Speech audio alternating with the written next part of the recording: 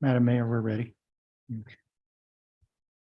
This is a special meeting of the Hollister City Council on December 19th, 2022. The meeting is now called to order. It is 5:30 p.m. City Clerk, you can call the roll. Madam Mayor, I think it's a regularly scheduled meeting, not special. Is it really? The closed session is a special meeting. The 6:30 is a regular meeting. It's when we get fresh eyes, we learn things that are doing improving. Councilmember Perez, Present. Councilmember Resendez, Here. Councilmember Burns, I'm here. Mayor Casey, Here. Councilmember Morales is not present. Thank you. City Attorney, you want to announce the closed session items? Mayor Casey, prior to announcement, you'll open it up for public comment. Oh.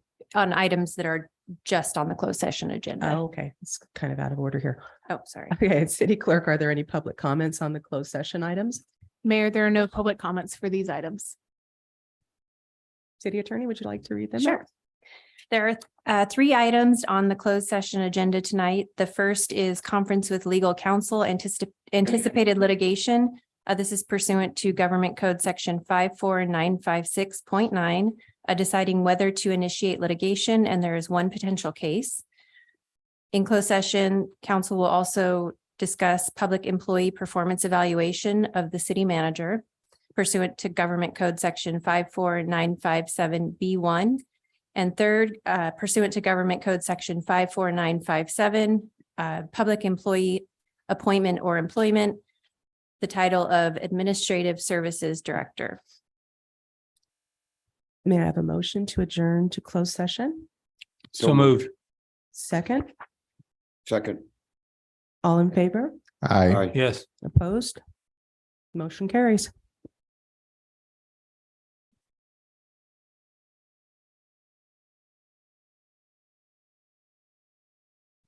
Always supposed to call it a special meeting.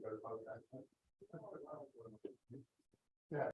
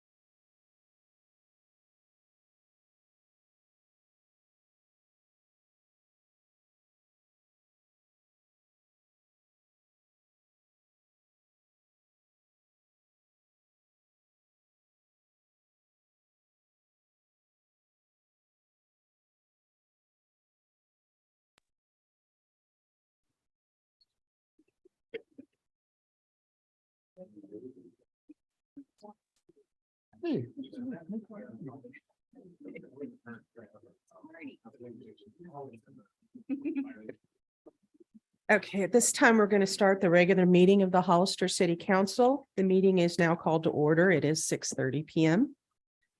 Councilmember Perez, can you lead us in the Pledge of Allegiance? I pledge allegiance to the flag of the United States of America and to the republic for which it stands, one nation under God, indivisible, with liberty and justice for all.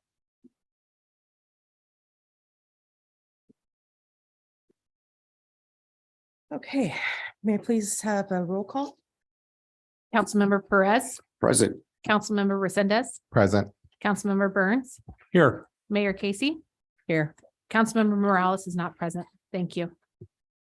And now I'll read the posting of the agenda. The agenda for the City Council of the City of Hollister regular meeting of December 19th, 2022 was posted on the bulletin board at City Hall on December 15th, 2022 at 2:40 PM per Government Code Section 54954.2. Thank you. City Attorney, is there a report out of closed session?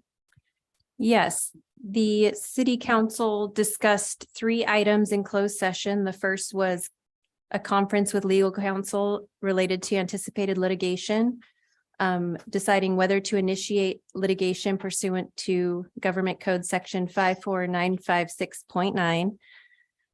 Council members Burns, Perez, and Resendez and Mayor Casey all voted to bring action against the developer of the Civic Allendale project for failure to complete subdivision improvements pursuant to their contractual obligations. They also discussed a public employee performance evaluation of the city manager. There is no reportable action on that item. And the city council discussed public employee appointment of the administrative services director, and there is no reportable action on that item. Okay. Staff, Mayor, yes. before we get started, Mhm. staff would like to pull proclamation and recognition item number 2 from the agenda. Okay. That's the Hollister Research Campus. You are correct. Okay. All right. So can we have our first presentation?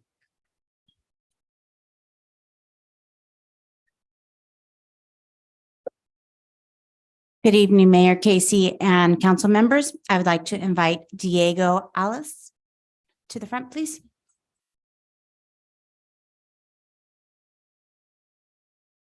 On November 6, 2022, Diego was named as the recipient of the Junior Giants Willie Mack Award. And this award is named in honor of Giants Hall of Famer Willie McCovey. This award is the Giants version of the annual award given to a Giants player by his teammates.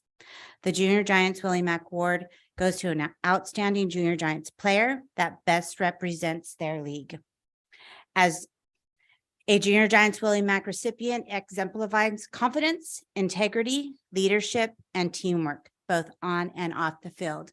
And Diego has portrayed that throughout his 6 years playing with the Junior Giants program. And Diego is also a volunteer for city recreation. So we'd like to recognize him as a Junior Giants Willie Mack Award recipient. And this goes to Diego. And at the award, he was also presented with a bat that was signed by Willie Mack. Okay, yes. We know.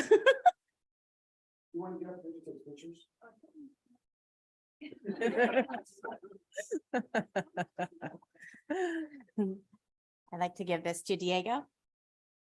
Congratulations.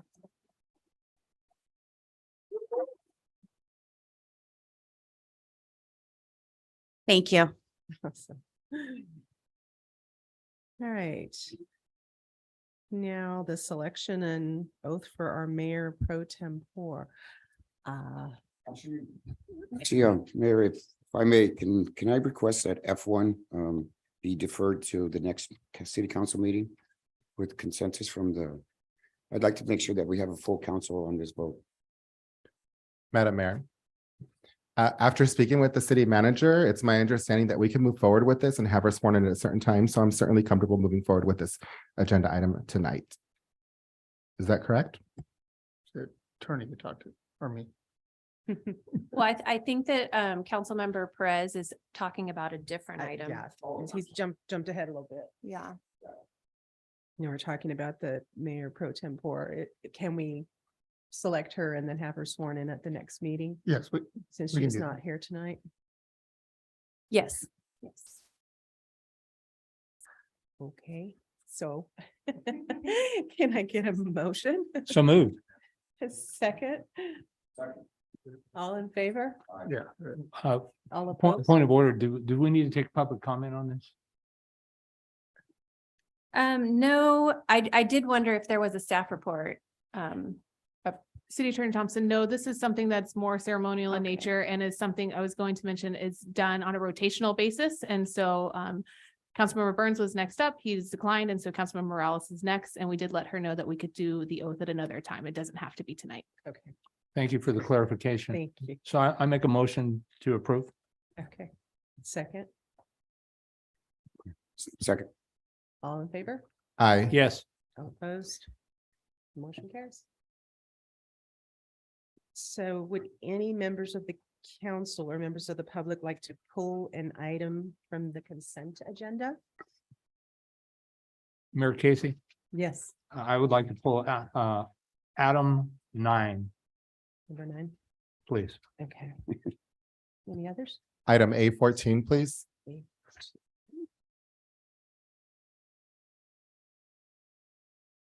No more? Okay, so may I have a motion to adopt the consent agenda with the exception of items 9 and 14? So moved. Second? All in favor? Aye. Yes. Opposed? Motion carries. Okay, so we can go to item 9. Thank you, Mayor. I would like to ask staff if they are prepared to do a presentation. I think this is really something very important and I didn't want it to get lost in the consent calendar. And so, Chief, is there somebody that can speak to this? Yes, thank you, Councilmember Burns.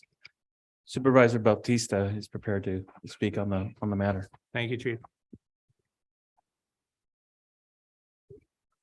Good evening, council and Mayor Casey. I'm here for the UC Davis grant we were elected to receive for the. I'm sorry to interrupt. Sorry. Mayor Casey, we didn't do public comment for the consent agenda. I did mention it. Did we? Yeah. I apologize if we missed Okay. it. We. I said. It went quickly. You're moving faster than we're I used to, know. so sorry. No one said anything. Did Okay, we, okay, my apologies. did we ask if there were any items from the public that they would like to have pulled? Yes. Okay, Yes, okay. all right. Wow, okay. Oh, okay, thanks. Okay, I forgot where I was, so I'll start over. Start over. Yeah, sorry. We were elected to receive a $50,000 UC Davis grant for animals in our community. There's such a huge need for low cost spay and neuter for both domestic animals and our shelter animals as well. Just doing some of the simple math and speaking with one of our current veterinarians who services our shelter animals. They've offered to give us a severely reduced rate, include blood work, pain medication to go home with the animal, as well as e-collars, all included in the price. I had my administrative assistant do some simple math. And we can kind of plug and play where the need lies, whether it be with more cats this year or bigger dogs that might need it. But we're looking at around 362 animals to be fixed for that fiscal year alone with this grant. With a little bit of leeway for, you know, some of our cases that our animal control officers handle when we see a need where somebody may need help addressing their population at home, we can use a portion of that fund as well to kind of be allocated in that. Does anyone have any questions? I do. So is this the grant? If I recall correctly, we passed a different a I can't speak, agendized item last council, and you had referenced that we were in line to possibly be awarded a grant, and is this that grant? This is that grant, yes. So congratulations. Thank you. Yeah, I think. Super exciting. Yeah, no, I'm very excited for that. And I would ask that as you move through this, if you can share the successes, I think the community needs to hear that. I think oftentimes all you hear are the negative comments. Mhm. And I think you guys do amazing work for our community. And I would like to know what the costs are so that we can fund you appropriately to give you the tools and the resources you need. And so I think this could be a great stepping stone and a catalyst. So again, Correct. thank you and your staff. Thank you. Thank you. Thank you. Any other questions? Just quick question for you. So you were talking about, because I think the grant requires a certain number of like over 300, or you said 367. So they said anywhere between the range, because when I had initially applied for the grant, I went on the higher end price range. And now that a local vet is willing to work with us to kind of suppress Right. that cost and Right. make sure that we reach as many people as possible, Right. we're gonna exceed that. So they kind of changed the language on it to keep it broad to allow us to do What's more the with the time frame funds. on that? Like how quickly do you have to do that? Yeah, number? so it's technically starts December 15th of this year till December 14th of next year. Okay, so years. Mhm, a year's worth. And the veterinarian that's offering is a part-time person that's going to come in? So it's San Benito Vet. Okay. So our hope and our goal is to be as proactive as possible, Mhm. you know, as the animal control division. We see a lot of reactive enforcement because we're so limited on resources. So we'd Mhm. like to be proactive in this approach Right. where we're finding, you know, let's get compliant with rabies vaccinations, licensing. Mhm. Microchipping is super important for animals. And then we can go ahead and offer the most expensive part, which is, you know, the actual procedure for the animal. So Mhm. that's our goal moving Right. forward with this funding to get more people compliant, Yeah, I but guess, to also help them. yeah, no, it sounds wonderful. I'm just, my concern is the volume. If you have a single person who's volunteering there or putting their time in. Yeah. Whether you're going to be able to meet your quotas. I guess I'm thinking in terms of we've had in past years, we've had the SNP bus who's done the low cost spay and neuter. And they've done it successfully, and I know they do it at a volume. So I'm just concerned about having, a single vet trying to, So San Benito Vet meet actually that. employs 4 full-time vets. so they have 4 vets. So 4 you're talking vets. about more than just one. Yeah, so the Gotcha. burnout won't be there. They'll Okay. have, you know, the alleviation for the staff Mhm, mhm. and stuff like that. And we work Okay. really closely with the practice manager, and she's really great about making sure her staff isn't overloaded, Okay, but they're still able to help us as well. right. Mhm. Okay, thank you. Yes, Mr. Thank you. Mercedes? I just want to go on the records to congratulate you. Number one, first and foremost. Number two, I really appreciate you contracting with the local veteran who's capable of handling the services requested. I've made it very clear I am not interested in doing any type of business with SNP Bus after they publicly bashed us on social media, threatened to sue us. And I really, really appreciate the fact that you're finding somebody here local that can do the services that are being asked at the volume that's being asked. So thank you and congratulations to you. Thank you. I do just want to go on the record to say that they've been really great to work with. We've done a trial period with our shelter animals, trying to get them spayed or neutered before, because there has been a need for that. And they've been really great. And I'm really excited that they're willing to kind of cut the costs and take a loss here because the need is so great in our community and they're willing to help out in that aspect. If I may, I love you guys. You know, you guys have the heart and you have the brains to, I'm so proud of you guys of the direction we're going with our animal control, because it's like,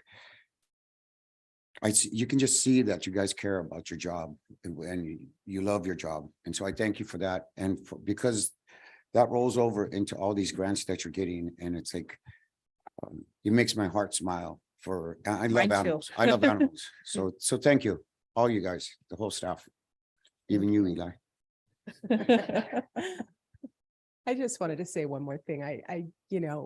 had been invited out to take a tour of your facilities, and I apologize for not getting there yet, but it is on my list. I really would like to come and see what you've been doing. And I do appreciate how responsive you have been with regard to notice of deficiency around the grand jury.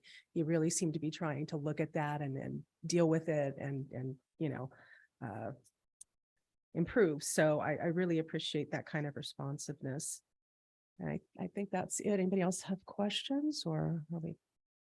No, Mayor, I'm just curious about any public comment on this. Do we have any public comment? Mayor Casey, there is no public comment on this item. Okay. So do we vote? You would ask, Before we ask go to for- the next item? ask for a motion. All right, then let's make a motion to accept. So moved. Okay, and second, Second. all in favor? Yeah. Aye. All right, motion carries. So we're gonna go to item 14.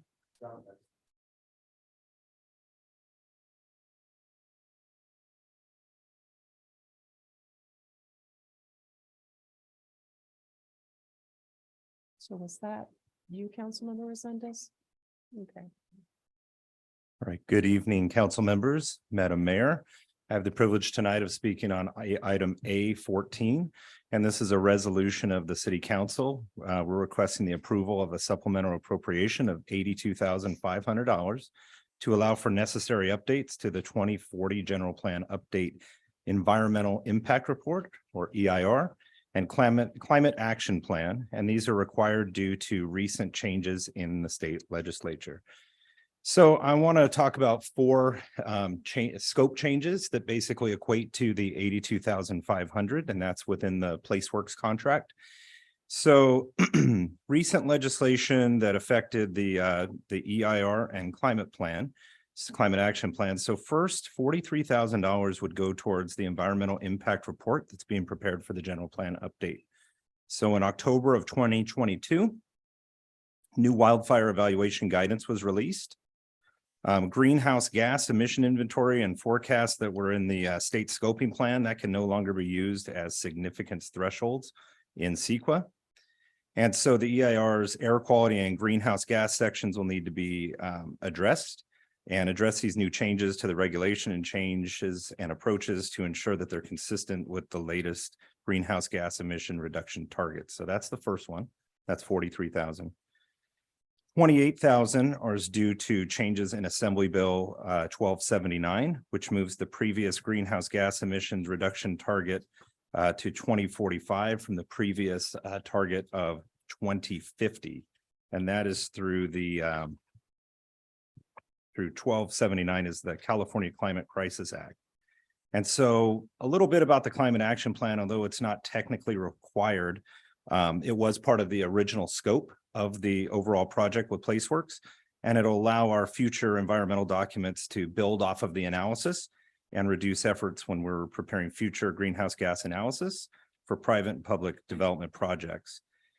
And, you know, kind of piggybacking on the last item when we're speaking of grants, adopting a certified climate action plan, it'll allow for us to seek additional funds, additional grants that relate to climate change and greenhouse gas emission reduction efforts, as well as outlining important policies and actions.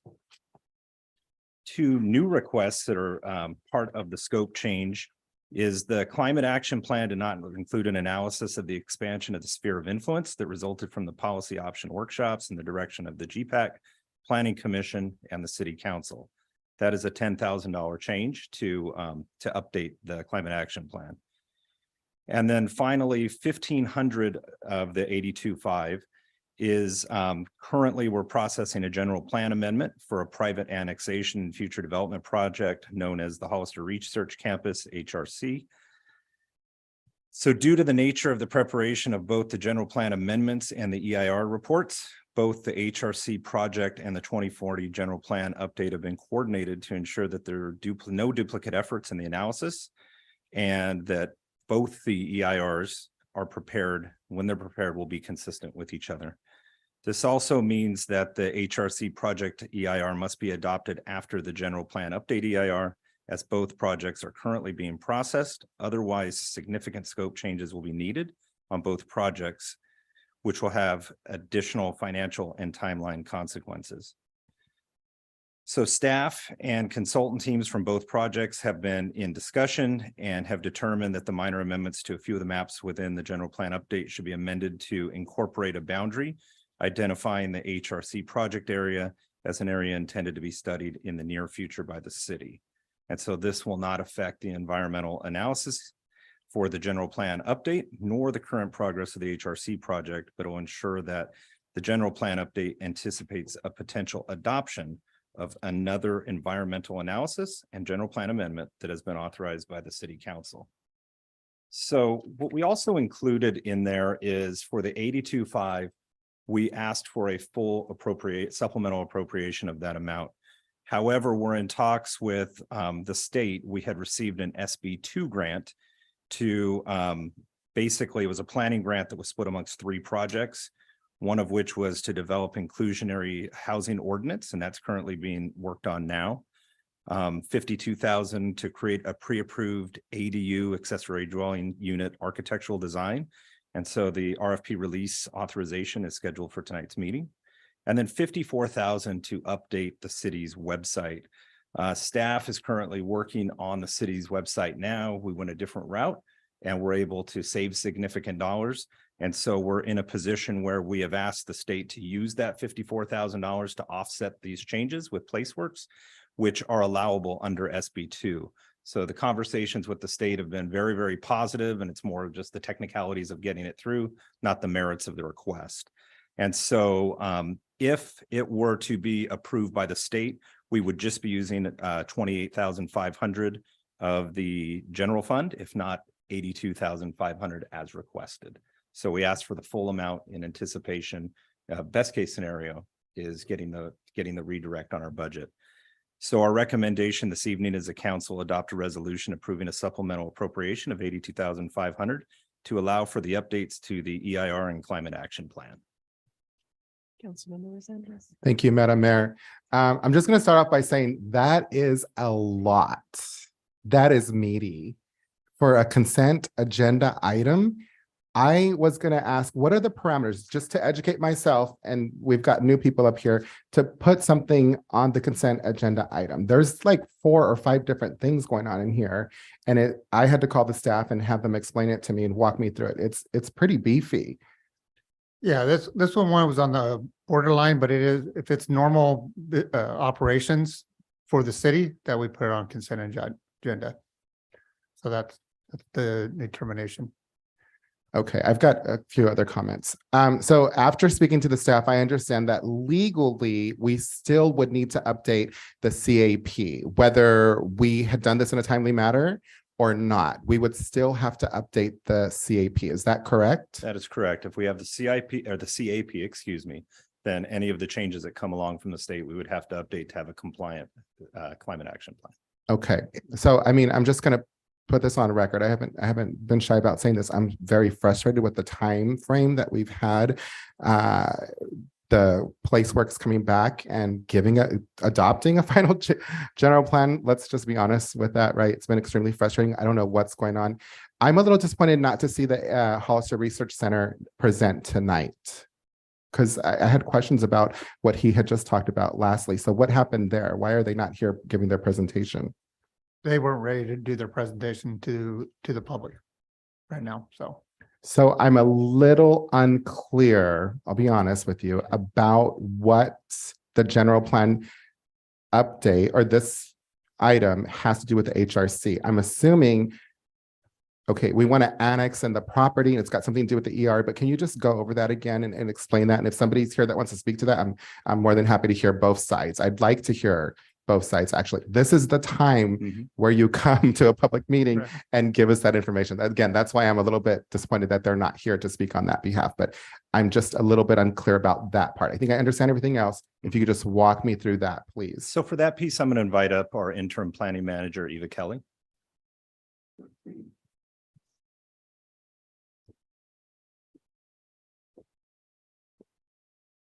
Thanks, Dave.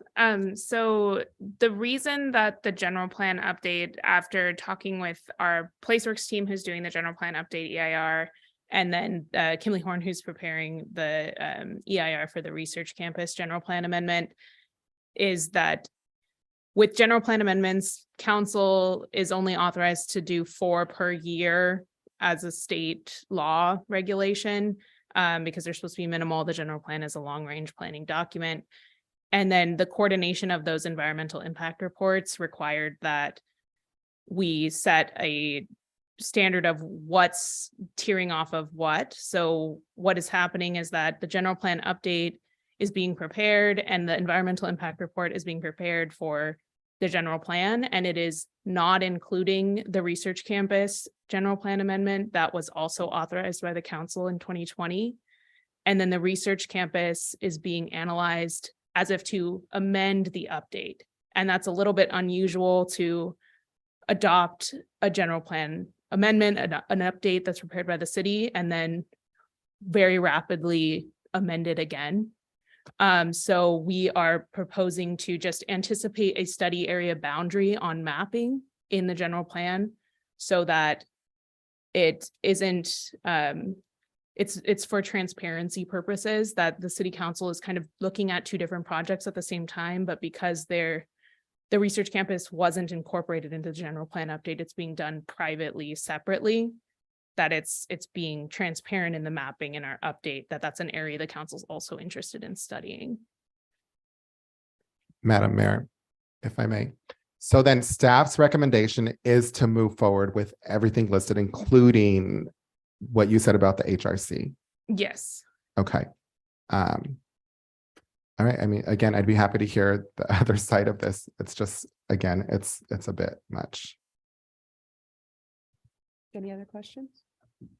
Mayor Casey, Yes. thank you. How long, we've been working on the general plan update for how long? We started in 2020. 2020. So we're about to enter 3 years. Yeah. Do we have a sense of when we're gonna hit the finish line? So right now, the schedule for the EIR is the summer of 2023. The EIR team on PlaceWorks and the new legislation, as we've seen tonight, and updates is causing delays on the EIR side. But summer of 2023 is the latest schedule I've received. Okay, thanks. I know it's not you, and this is a big project. I Yeah, understand. they it. typically take several years. Right. usually Well, around we're on 5. track then because we're on several years. Yeah. And so it's my understanding that this 82.5 for this additional work was going to have to be done regardless whether we had a current updated or adopted general plan or not. This is all going to have to happen anyway, correct? Yeah. Right. So at the 82.5, is that a not to exceed number? Yes, it's a not to exceed. Our contract is not to exceed. Okay, that's all I have. Thank you. Appreciate your help. Any other questions? Yes. So I think you answered it. I'm just covering all my bases. Typically for a general plan, it takes about this many years. Usually they take between 5 to 10 to 12 years. Yeah. To adopt a new general plan? Yes. Okay, that's news to me. So thanks for pointing that out. And I'm just thinking if it takes this long, we're going to have to keep updating it for new legislation every single year anyway. Yeah, This doesn't the make a lot of state's- sense to me. The state's a so- big fan of Yeah. new planning legislation. Yeah, at a I can more see. rapid pace All right. Than cities can keep. I just wanted to make sure I was really clear on that. Thank you. Yeah. All right, if I can get a motion. Oh, sorry, Mary, you want to ask for speaker cards? Oh, Yes, Mayor Casey, I just got one. We do have a speaker card for Victor Gomez.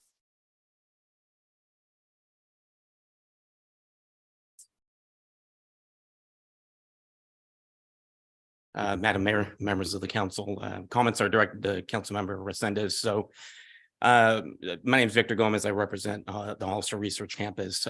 We were a little bit short in being prepared today for that presentation. We have some elevations and a few items that I thought you folks would want to see. So we wanted to come fully prepared for that presentation. So we will be prepared next month to come before you. I know we have a little bit of obstacles in my next comment, but if you'd like to meet with us before the meeting, we would be more than happy to do that and go over the project with you individually. It's very important, obviously, to have these conversations. If you want to keep those in public, that's totally fine, but we are prepared to present probably in the early new year, Mr. Resendez, and we'd be happy to meet with you. If not, we'll be prepared to come to the council with that. The timing of the project is really what I think has, to an extent, held us back a bit and or held the process back a bit. It wasn't our intention to come in here and ask for a general plan amendment for an annexation of these 230 acres in the north area of Hollister, but the Hollister City Council at that time agreed with us that this project or conceptual project was worthy of a general plan amendment. We came before you and we got unanimous support for that. And so that has really led to the delay, at least, you know, obviously we have to do a full-blown EIR. We want to make sure that it's consistent with what the city is doing. So the process sort of paralleled. And so it certainly wasn't our intention to delay the general plan that you folks were already working on, or even delay our project. But I think it's really important, as was stated, that that the EIR, both of them complement one another, and we bring forward a project that the city would be very happy with. So apologies for not being prepared today, Councilmember Resendez, but we will next month. Okay. Thank you. Madam Mayor, if I may. I'm just wondering then, your team is on the same side with the staff as far as adopting this, and it's not going to affect anything as far as Yeah, moving you forward know, with your project. Yeah, I think I could be mistaken, but maybe David or I see Mark back there. I think Kimley Horn is involved in the EIR. They're leading those efforts, and I think they're leading the efforts on the general plan update or the new general plan. Okay, so but I'm sure Kimley Horn, they're professionals. Obviously, they know what they're doing. They'll be working closely with PlaceWorks on that EIR or whoever they contracted to do that EIR. So we're confident that that work will be completed. Yeah. Mayor Casey, for staff, is this time sensitive, as in we need to make this happen tonight? Or is this something that we could continue until they come back in January? No. I just wasn't sure if we needed to finish the public comment period. It's relatively time sensitive. You don't have to approve it tonight, but it does, particularly the EIR updates and climate action plan. It does prevent PlaceWorks team from working on that like over the break and through till the next council meeting. So it could cause delays on that. And if it was something ultimately we were going to adopt, but So I'd like to make a motion to continue this to the next council meeting, assuming that we could have a complete presentation so that everybody's on the same page here. If I heard Victor, my sense is he's prepared to bring this back at the council meeting in January. So if we could do that, I think it would be helpful. Excuse me, Councilmember Burns, are we talking about two different things? I mean, we're talking about item 14 here with the appropriation, but the HRC is separate. It's not. I kind of like to move forward on this simply because it's a requirement of the state to, you know. I understand. But My what- understanding is they're kind of Are they? interwoven. No? Yeah. very minimally. I'm not sure what the presentation was about. I think it was just a presentation requested by the applicant. But this item, the HRC portion, staff is already working on the general plan amendment that was authorized by the council in 2020. That's not affected by this item. And this item is just a mapping clarification because of that project we're working on. It doesn't affect. Yeah, Council, project. for Hollister Research Campus, it's really just they wanted to show you what their project is. I think they wanted you to be excited about their project and kind of give you a status of where they're at. I mean, I really think we want to keep the general plan moving. So like say by moving this back till January, we don't meet the first meeting in January, it's the second one. So now we're potentially pushing this back another month, and we just really like to keep this moving on a quicker pace than what it has been.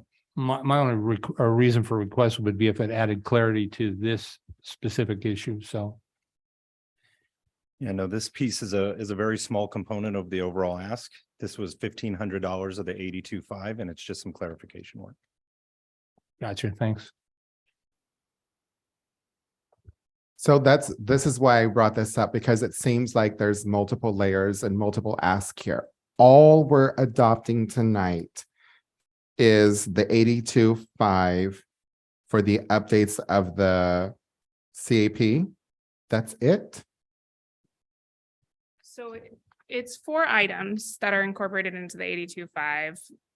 43,000 will be for wildfire EIR amendments, amending the wildfire and greenhouse gas sections of the EIR that have already been accomplished. They need to be rewritten and some remodeling needs to be done.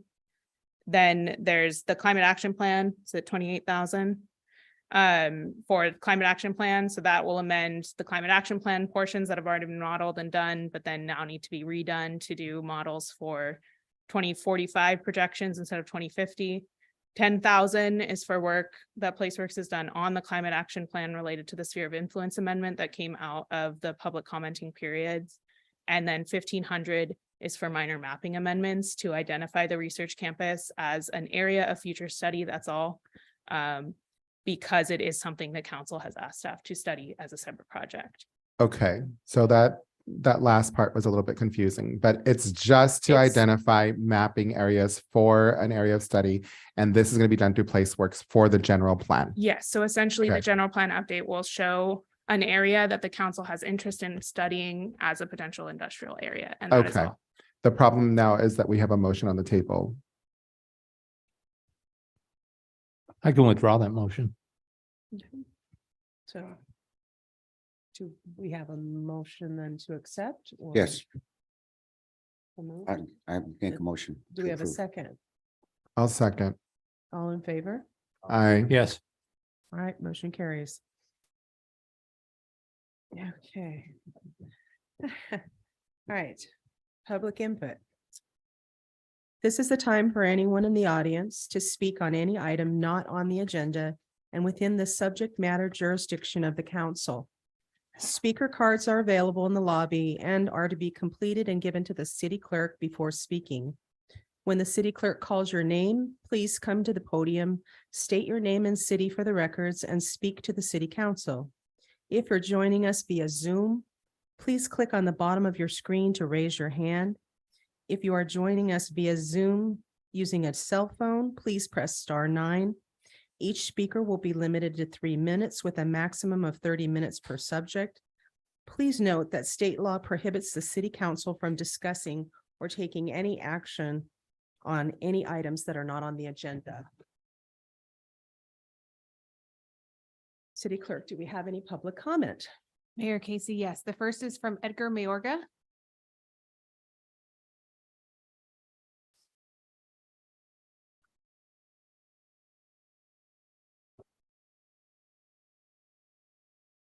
Good evening.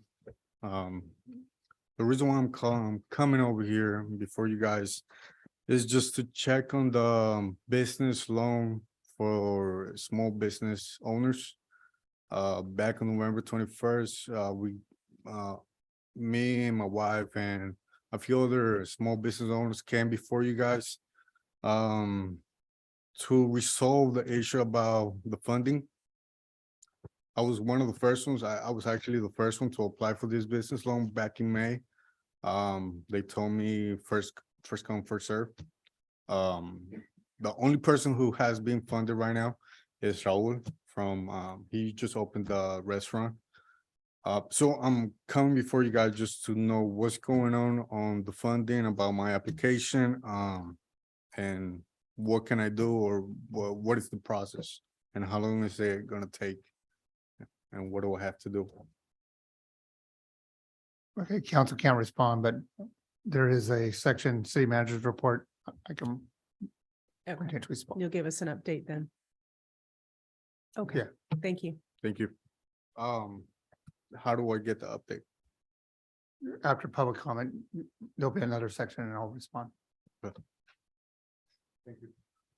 The next speaker is Bill Rivera.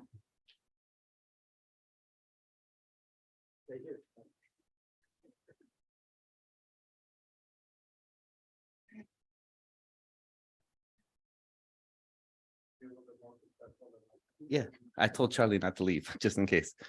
Good evening, Mayor and Council. Tonight, I'm really just here to say happy holidays, and I hope everybody has a good holiday season.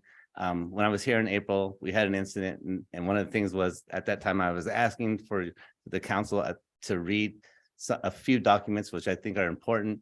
And I really encourage you to continue to go down that path of, you're talking about the general plan earlier, and I don't think it's fair for you to be looking at general plans and thinking of or considering adopting general plans without having a pretty good knowledge of what's in our master plans. We have 6 or 7 of them. So it is important for you to understand that millions of dollars have been spent on these documents to help you do your job. You have a tremendous job. Nobody understands how hard of a job you have. There's a few people, right? But not most people don't understand how difficult it is. So I'm here to try to help you sit up here, make good decisions. We elect you to make good decisions. So in order for you to do that, I think it's important for you to educate yourself as much as possible to the work that's already been done. So with that said, I think we have some conversation about the rally coming up, and I've been through a few of them, and I'd love to be able to give my 2 cents on that as well, because I think having that be a part of an election process is a little bit silly, but that's okay. We know where everybody stands, but so please use your staff. Even like the last item that we were just talking about with money, is I worked for 38 or 40 council members during my tenure. I can't remember exactly, but there are good council members and there are bad council members, and the good ones talk to me 2 or 3 hours every week about the agenda. So use Brett to make sure you understand if $82,500 is being spent on something, you know, before you get in this room, how it works. There shouldn't be a conversation about that. You should already know everything. And if Brett doesn't know, then you need to deal with Brett or Eva or whoever it is. Okay. But you should know everything before you step in this room. Right. Thank you. Happy New Year. Thank you. Look, I made it. I'm walking. Yeah. The next speaker is Jerry Bonvy.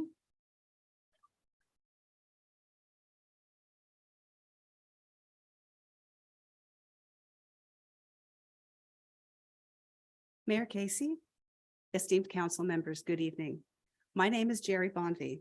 My husband Ron and I live on Sunset Drive and have lived there for 32 years. In the last couple of years, we have received 2 anonymous letters in which the letter writer threatened to have our motorhome towed. The motorhome is in our driveway. Then we received a 3rd letter, a copy of which was sent to the city, in which we were falsely accused of allowing someone to live in our motorhome. This has never been the case. A code enforcement officer came to our house and we showed her the motorhome inside and out. She agreed that no one was living in it.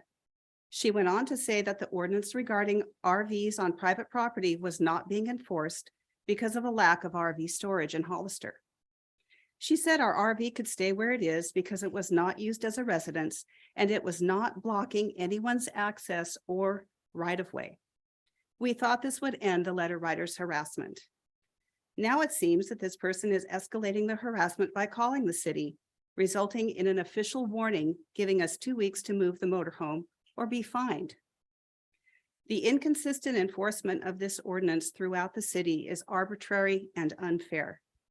We are senior citizens living on a fixed income. In addition to the rising cost of groceries, goods, and services, we are now expected to pay thousands of dollars for RV storage, which would likely be out of town because of the lack of storage in Hollister. We suspect that we are not the only Hollister residents who are in this situation. Also, with the small size of residential lots in our town, there is often not enough space to park an RV behind or besides one's home. We recently became aware of the council's interest in revising the recreational vehicle ordinance and are confident that when it is rewritten, it will be fair to RV owners and their neighbors. We respectfully ask 2 things of the city council tonight. First, please allow us to keep our RV in our driveway. It is clean, well-maintained, and does not block anyone's access or right-of-way. It is a 26-foot Class C motorhome. Second, please revise the RV ordinance to allow residents to park a recreational vehicle in their own driveway. Thank you. Thank you. The next public comment is from Carol Lenore.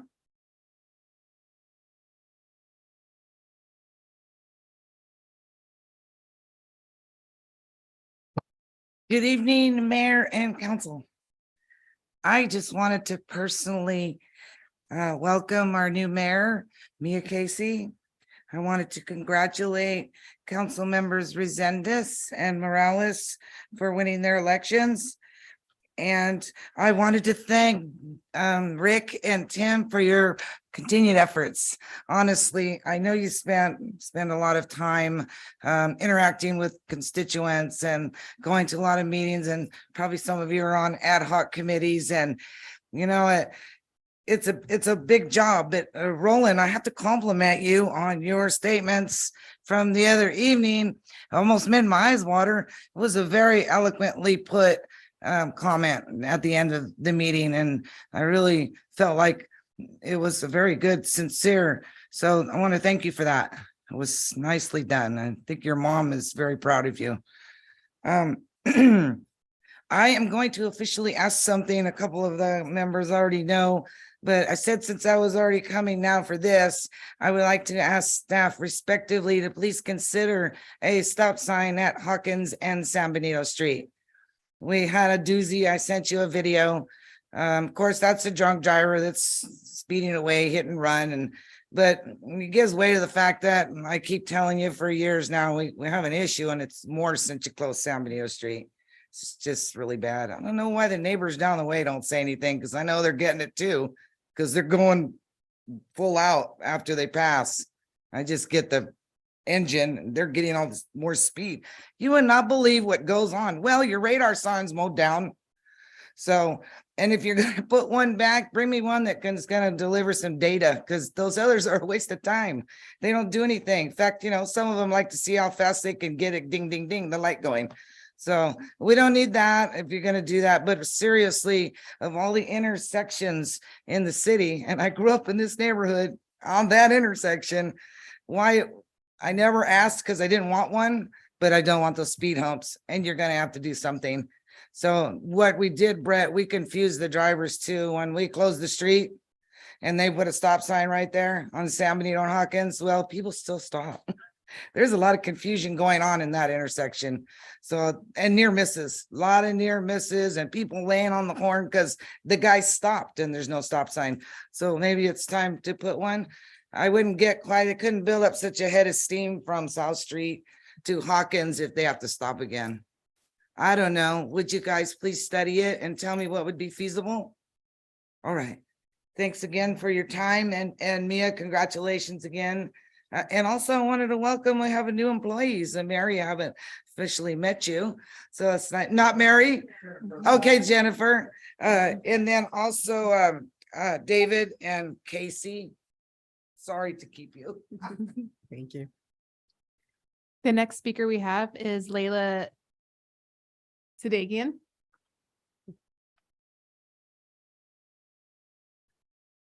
Hello, good evening. Just wanted to make public comment about a couple of my observations I've made in the city recently. So this may sound very random, but I'm actually a delivery driver for like DoorDash and Instacart. So I drive all around town doing deliveries, and I talk to a lot of people. I meet a lot of new people. I get to explore all the new subdivisions that are being built, and I'll meet all the new people that are moving here, and talk to a lot of people who've lived here for a long time too. And so something I've noticed was that a lot of the times, like back alleys, like in the older parts of town, or back country roads, like off Fairview and stuff, they get overlooked a lot. And also like Stone Alley, Smith Alley, kind of near the high school. There's a lot of people that live back there too. I realize that there's so many houses kind of in the downtown district. And when you go through the back alleys, they're very bumpy, and they have a lot of potholes, and people even park back there because like there's houses back there. So I think that's something that kind of gets overlooked, and I'm learning that just kind of driving around town. And another thing is that obviously a lot of new people have been moving here in the past 5-10 years. And something that kind of bothered me was that new people who move here don't seem to be as community oriented. It's like they only move here just because it's the cheapest place closest to San Jose to live. And it seems like they're not as community oriented as people who moved here from San Jose, let's say 10 or 15 years ago. But I also like people who've lived here for a long time to also be welcoming to these newcomers who are moving to the area. And we've kind of like marketed Hollister like they put a sign up by 25 that said new homes 40 miles south of Silicon Valley, starting at $700,000-800,000. It's like you didn't even market that, like, move to Hollister because it's a great place to live. It was kind of marketed as like, oh, a bedroom community by putting 40 miles south of Silicon Valley, and not move to Hollister because it's a great community, which inevitably not every resident of California can afford to live in Beverly Hills, and we want to be affordable. But I just hope, like, moving forward with the new year and the new council, that I think our better days are ahead of us. And I'd like to see like just more resources, and even the parks, I'd like to see like more amenities for older people, like besides just like a playground for kids, like more amenities like tennis courts and volleyball courts and basketball courts. So we only have one park with tennis courts. And so have a nice evening. Happy holidays. Thank you. Thank you. Nice hat. Thank you. Mayor Casey, those are all the public comments we have. Okay, we can move on to D1. Thank you, Mayor. So for the loan program, so we do have the loan program for businesses that do not have a kitchen for 50,000 that they can come in. The business restaurants that have a kitchen for 150,000. And then council also directed, and then 50,000 for ADA compliance. And then if there's a business owner wants more than those amounts, they would contact the city manager's office, and then we would bring that forward to the council for the council to make that decision for the additional funds. So, but we'll work with the applicant and see where the status of their current loan is. For the RV, we have the chief is working on the RV ordinance, and we'll be bringing that hopefully at the next meeting. And then Hawkins and San Benito Street, we'll work with that council member to see if they would like to do a study for that intersection. Or West, or we can put it on a future agenda if council would like. Okay, thank you, Brett. Sure. Quick question about the RV.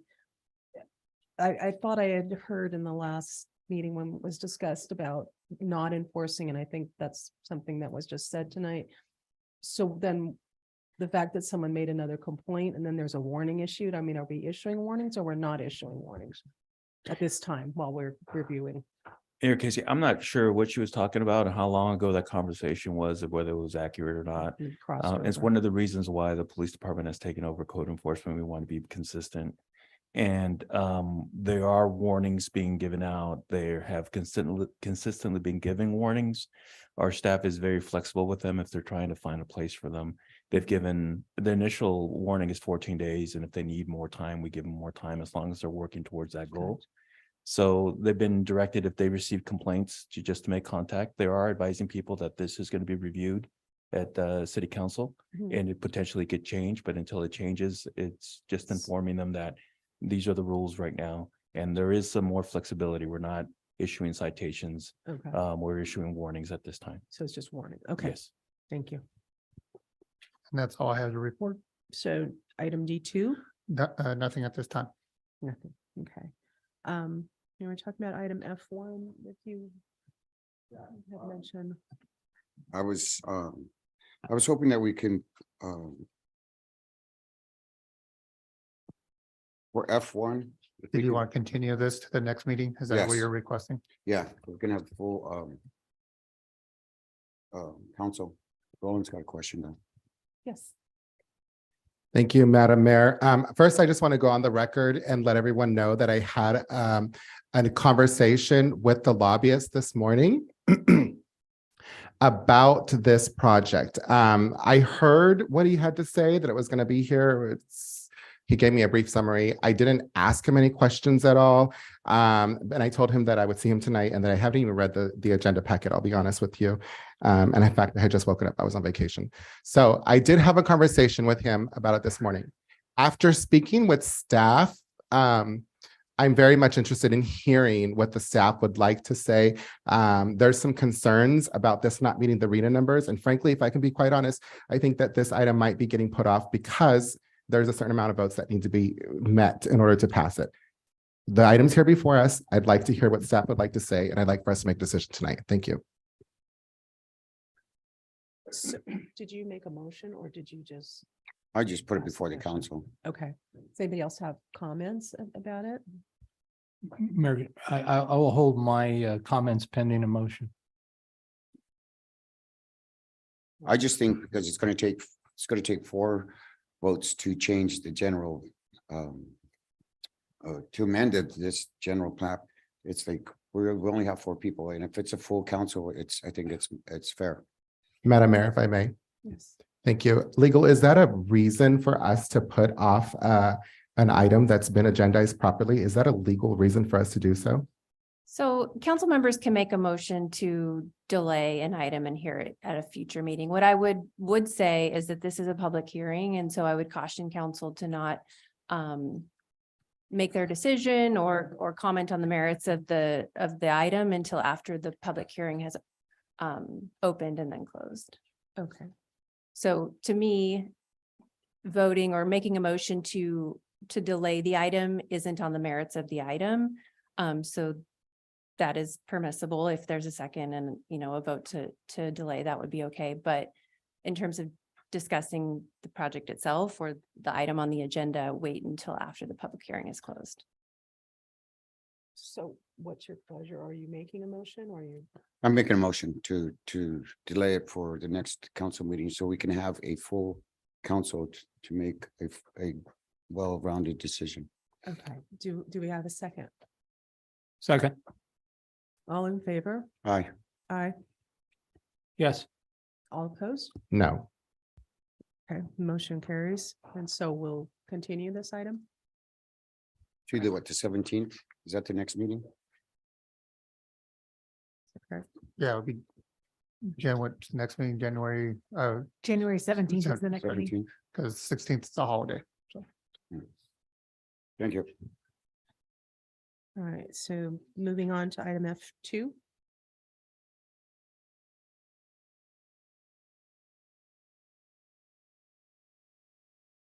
staff is setting up the presentation. Oh, perfect.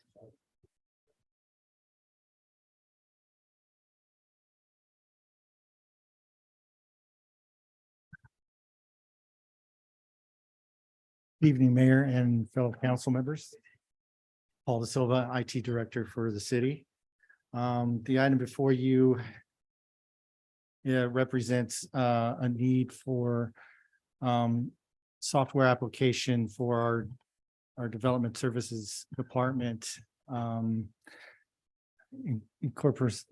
encompassing permitting, inspections, code enforcement, cannabis, housing, among other departments. The item before you was presented back in March of this year for the Excella Civic platform. Back at that time, the city council directed staff that, or mentions to staff that there were certain I'm trying to think of the word. There's certain reservations, I should say, it's based on experience of use of the program, the overall cost of the program, and we directed staff to actually look at other programs that other cities were using, and do our due diligence as far as looking at what options there are to bring forward an application. So since that day, or since that time, staff has looked at several other applications from other solutions that other cities have used.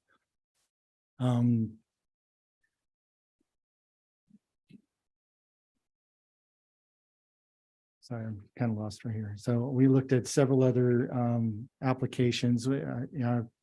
I've gone back and spoken to several other cities regarding, what issues or what issues they might have with Excella. Other cities that might, have any IT support issues. And I spoke with that, and a lot of that ended up being where, I'm lost here right now.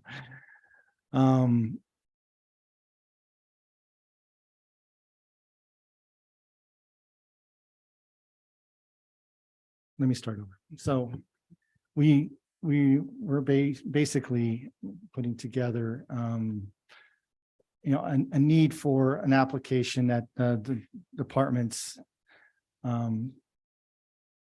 need to be able to have inspections and communication between the departments. A lot of these departments use, Excel, a lot of paper and network folders. There's not a cohesive central point of record that makes it easy for staff to get information out in the field.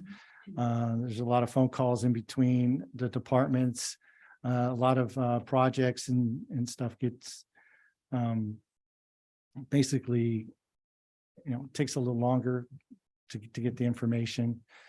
And so we basically went back, we spoke with several other applications, Central Square, which took over Trackit, Camino, Clarity, OpenGov, GoGov, among others.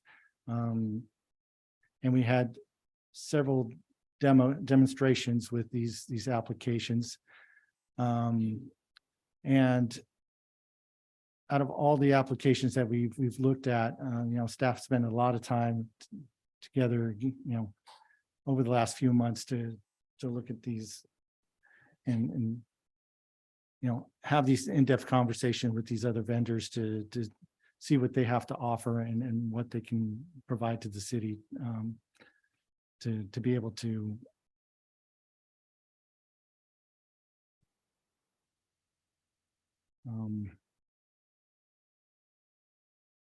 provide a solution for the city. Anyway, this thing's throwing me off. So basically, we spent the last few months to have the conversations and have the demonstrations. And I've spoken with a lot of IT departments, a lot of other city staff, both locally, throughout the state, and even in some other states regarding, some of their applications, some of the issues that some, council members brought up as far as, their personal experience in using the application of Excella. And what I found in a lot of cases were, the issues with the application were basically due to the fact of, the being on premise and, supported in-house and not being able to have a bunch of, just keeping up with the updates and upgrades over the years. And so, coming back and having these other solutions, having them demonstrated, we found that basically Excella and another company, Clarity, are the two companies that basically can provide the provide the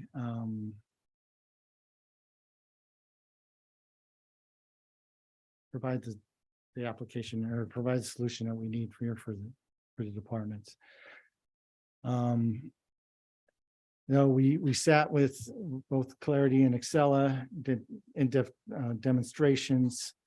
We found that Excella and their team basically, spent a lot of time with the staff to understand what, their needs are, and put together a proposal and actually demonstrate and prove that what the staff is looking for, they can provide. Clarity is another large, company that provides this type of service to other major cities.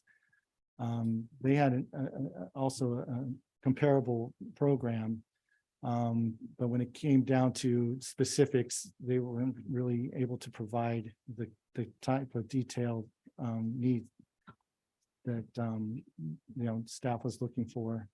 And some of the timing that it took for us to get to this point were due to delays due to Clarity. We were trying to get them more involved in providing the demonstrations and getting the proposals together. And what we found with Excella was, as we had these big demonstrations and into conversations, we found that there were needs of different departments that interact more than we had initially thought. Like housing, they interact a lot with finance staff to oversee a lot of the loan programs. Engineering also interacts with finance and public works for construction meters and management. We found that there was a need for more licensing than what we had initially thought of. Since March, fire department now has a fire prevention bureau. Code enforcement has gone over to police department. So there's several positions now that are a part of that increasing the licensing. So why we are choosing Excella is, currently our city doesn't have a centralized system of record that, the departments can actually pull up data, share information, communicate with each other. Now, if between the office and the field, to be able to look at, code enforcement violations or permits, or when they're doing inspections, without having to stop what they're doing, come back to the office, do these, several hours of updating. And we were looking for, a centralized system where we can provide, the status of requests and to be retrieved, reviewed, and staff in various departments to communicate, whether they're in the office or out in the field. Also, the Excella team and SLS, which is their implementation team, they put together a comprehensive solution and met with, many hours with staff to fine tune, the project and the proposal, including, for fire inspections and code enforcement. And basically, the biggest proof of concept that was done was basically to have, a process for projects to go from, initial application to completion. So, like in the development review committee, development comes in, they have their application, it goes through the process of each internal review, looking at plans, commenting on plans, and going through the process of approvals and, all the way to the end of the, the completion of the projects. Excel is widely used in many agencies, throughout California and throughout the country. It's also used here in San Benito County. A lot of, contractors and developers know how to use the program. It's all online in the cloud. We wanted the ability for the residents to be able to apply for a permit without having to come into the office and basically have a way to have all their questions and kind of guide them through their requests in a timely manner and as most efficiently as possible. And Development Services has a technology fee that they have collected over the last year. It collected over, as of Friday, $293,000 that can be used towards the purchase of Excel program and the licensing and part of the implementation. Yeah, council, I want to kind of reiterate real quick. Staff went through from that March meeting and really went through and analyzed all these different companies, knowing that that's what council was expecting. Picked them apart. In fact, one of the vendors, I saw a rep and it was like, wow, your staff really asked for more stuff than what we can do. So that was nice. And I would say the one thing that sold me personally on Excella was one of our firms that bring plans to us, and they said, hopefully Ann's going to come up and speak, is that please do not make me learn another program. So just knowing that people in the public can look at the status of their plans at any time, that would make our planning and engineering departments that much more efficient. Thank you. Thank you. So council, do we have questions? Sure. All right, Councilmember. Thank you, Madam Mayor. Fund 101, what is that? And what's the balance going to be? And That's our how do we? general fund. Oh, We have a good what's our balance. balance? I don't have it off the top of my head, but it can handle it. Okay, thanks. Councilmember Burns. Thank you, Mayor. I do have a few, but I have to do a costume change to begin here. Uh-oh. He didn't do that. Did he really do that? So, Paul, let me put your heart at rest. I have a lot of questions, but I thank you for doing what I consider above and beyond on this, but this is a huge investment. And at the last presentation, it was said that, or asked, what happens if this doesn't work? And the response was something like, oh, we'll just get something different. And that really wasn't a good answer. And that wasn't from you, I'll say that. But I think you guys have done a great job on the due diligence. This is a very heavy lift. This is a game changer. As I understand it right now, you don't really have a system, a platform. It seems like you got a lot of little things, but nothing that speaks clearly across all city departments. Is that correct? That is very correct. Yes. Yeah. Staff just uses basically Excel and Word. Yeah, when I worked here, I used a scribe and a tablet, It's but pretty close to that. It feels pretty similar. And so I am going to vote in favor of this. So let me start with that, but that doesn't mean I still don't have a few questions for you. And so I expected that. So to begin with, looking at the startup fee just for the implementation, looked like it was a little over $500,000. Did I see that correctly? So this one here. So the $500,000 just for the implementation. That's basically that's let's see if I can do it this way. I don't know if you can see this. So the implementation is for the first year is 275 400. And then there's the optional services that we,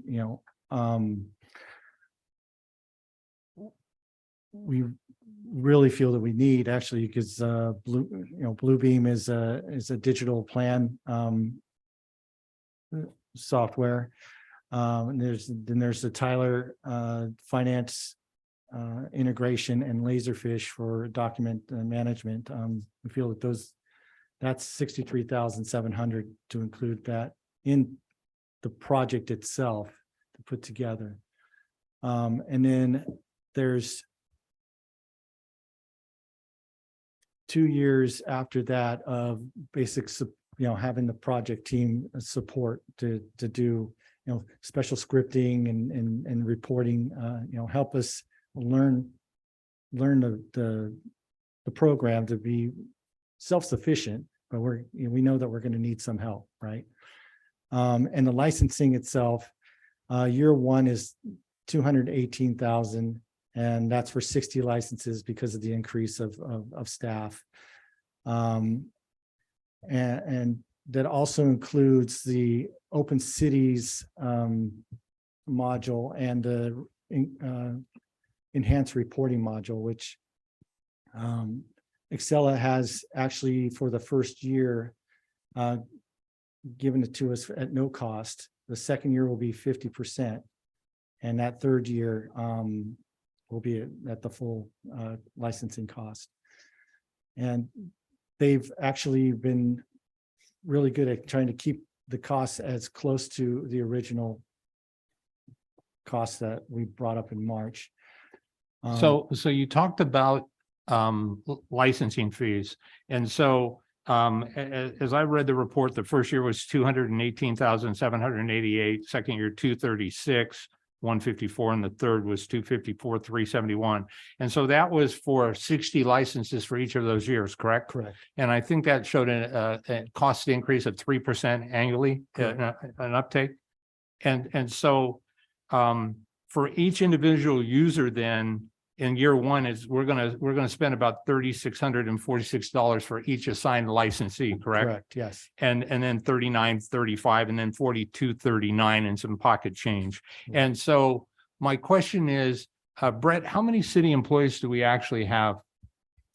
About 200. About 200. So about 30% of our staff is going to have this. Do we really have that need at that expense? Because if we do, I'm all in.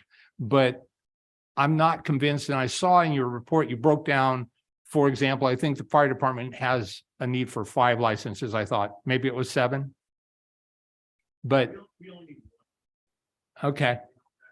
We can that's how we do it with the county also. So there is some price cost for that we can make. That's fine. Right. Thanks, Chief. And I'm not saying that if they need them, not to have them. I mean, with the Fire Inspection Bureau, which is I'm excited for that. If they have a real need, then we should pay that. But if we really don't, again, I think I saw Chief with the PD, maybe there was a need for another 5 or 7 there. And I'm really wondering, clearly the code enforcement officers are going to need this tool. I mean, they're going to live in it every day, but there are also read-only versions that I don't think cost anything. And there's Excella Citizen Access that anybody can go in and read. And so I just would ask that we really look at those 60 licensees very closely. And my experience has been you buy them in a bundle, and I don't know that it's 5 or 10 or more, but I'm a guy, I've had an Excella license now for probably the last 15 or so years, and I live in it, but I don't live in it to the extent that my teams live in it and do. I kind of go in and mine it for data information. And so for me, I'm one of those guys. I've often volunteered, if you need my license, take it, because I really am not doing data import. Right. And so because that money could probably be used for other things. I'm not trying to be, well, maybe I'm not trying to be too frugal here, but I just want to be aware. So I do have a laundry list of questions and I'll try and be brief, but we're talking overall spending well over $1 million here. So in your report, you refer to the optional services. So what does optional services mean and what is provided? So the optional services are the integrations with the applications that we are currently using, like Laserfish for document, management, and going more towards from paper to digital. The Tyler cashiering interacts with the finance system to be able to take payments and integrate the Excel piece going into the financial system without having to be manually entered in. And the Bluebeam piece is the digital plan review that engineering and planning, rather than having plans all over the place, they can do markups on PDFs. Right. And stuff like that. Okay. So All right. that's what those pieces are. Okay. Yeah, and I heard the city manager say that'll make us more efficient and effective, which should save money on both ends for the customer as well as for us, Right. the service I want to provider. confirm that. I want, so Go I ahead. I wanted to confirm that it would make staff that much more efficient. Right. So that's a good thing. And there's a cost. I get that. So it says in the report, it refers to the Acella's Premium Citizen Experience. What is that and what does it mean and what does that cost? So that is the Open Cities piece where it allows the residents, if they want to apply for a permit, yet they're not quite sure what kind of permit they're in. So it'll actually ask them the right questions. We can guide that process so that we are able to get, all the documentation, all the application questions and everything up the first time. And being able to kind of enhance that experience online for the resident to be able to not have to go back and forth and, you didn't upload this document. Oh, I didn't know I needed that document, that type of thing. It actually will have a workflow to be fine-tune that process for people. And it also saves staff time to go back and forth and trying to get the right information to keep things moving forward. I think, Paul, you referenced city staff using this in the field. So does that mean with this package, we're also going to get the in-field app for iPads or laptops Yes. that can be used so that they can import their photographs and any comments right in out the field? For inspections, code enforcement would do the same thing. Being able to look up permits or violations or without having to make a phone call and finding out that somebody didn't answer the phone, so now they got to get back to them.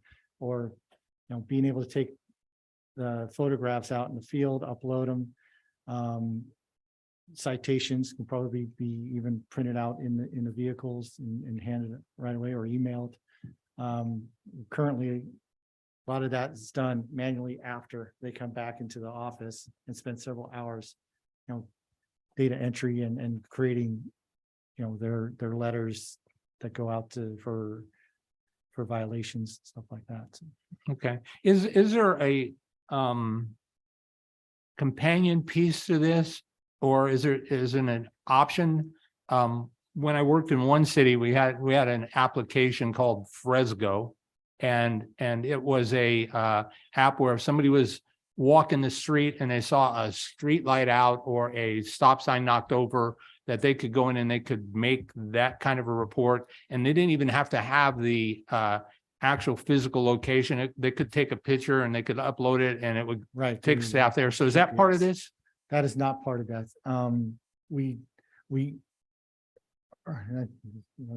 William's here. Oh, there he is. We had started some conversations about, their current work order program with Tyler. It's got a lot of issues.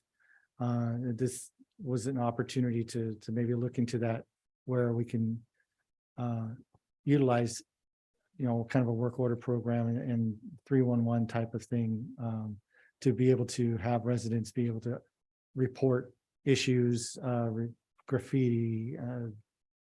So that potholes. would be part of the potential next steps.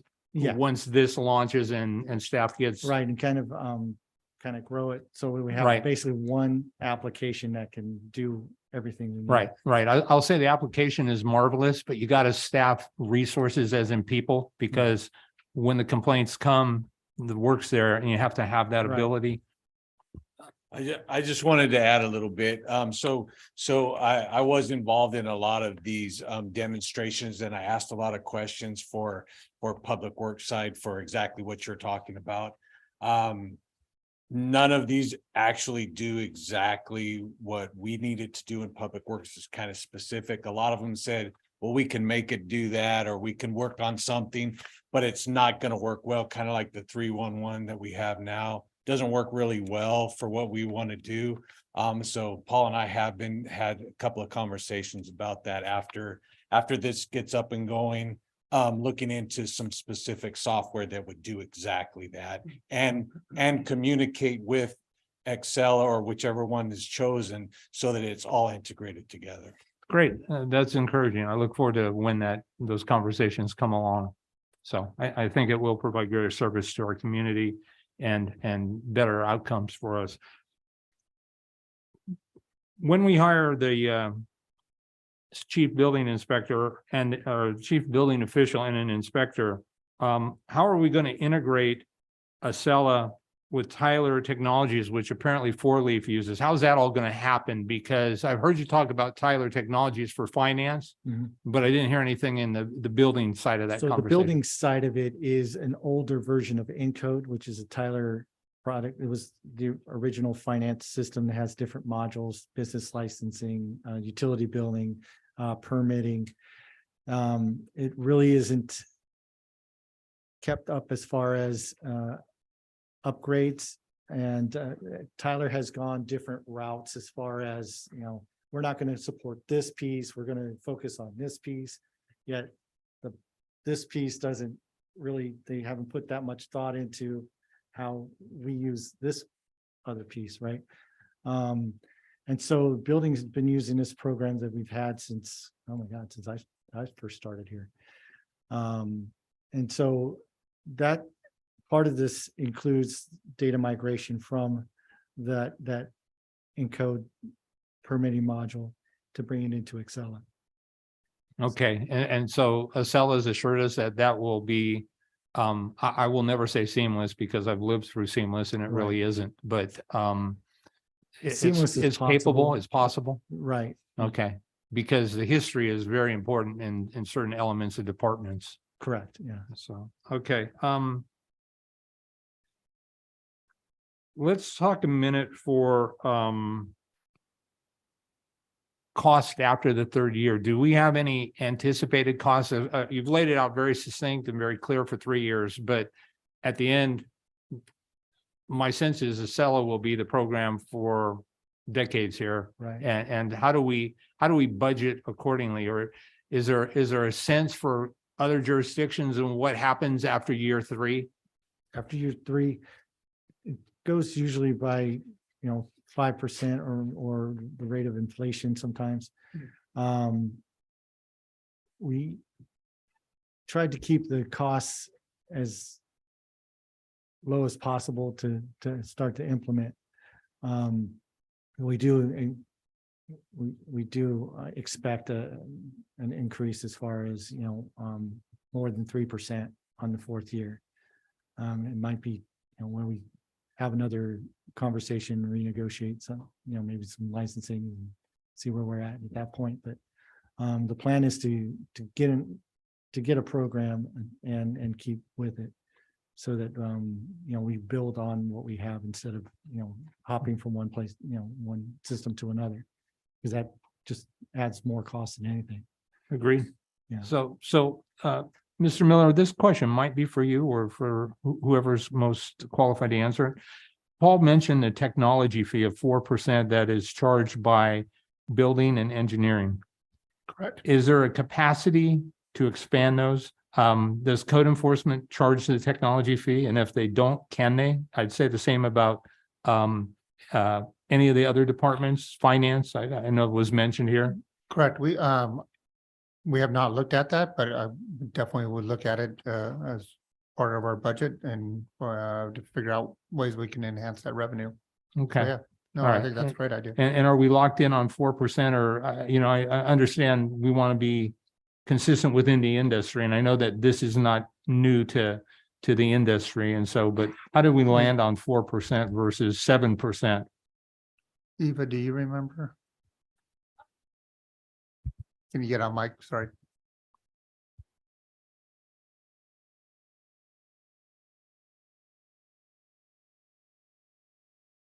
I don't exactly recall, but I will say that the technology fee was kind of my idea because we've been looking at systems for many years now.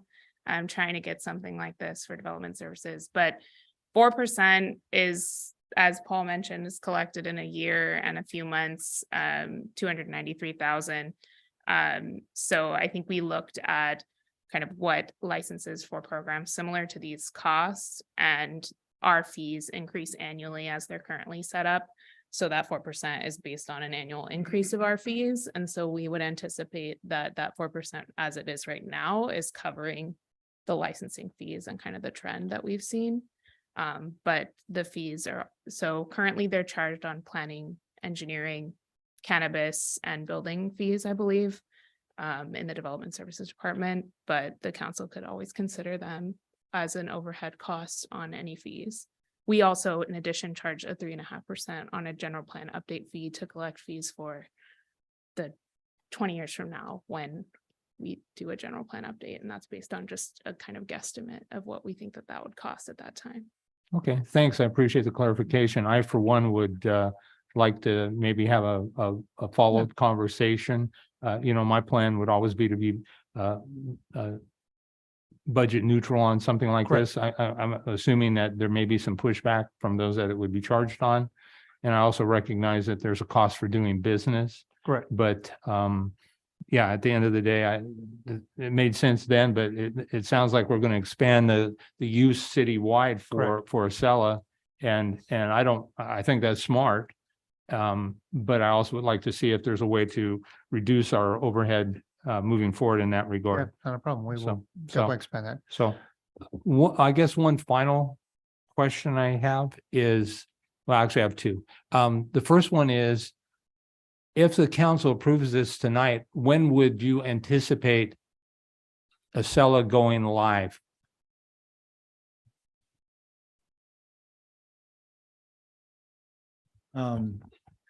So with basically today, if it's approved tonight, we'd start pretty quickly as far as getting the paperwork done, getting the cloud set up for the program, and then start having those conversations with the implementation project team. I would expect summer, maybe September or so to be as close to being live as possible. Okay. Yeah, for me, I think you're overly optimistic, but I appreciate that. I'm actually, I'm living the celebration right now in my recent employer's job, where we're bringing Acela on board. And so I'm spending 2 hours a day for the next 6 months in that process.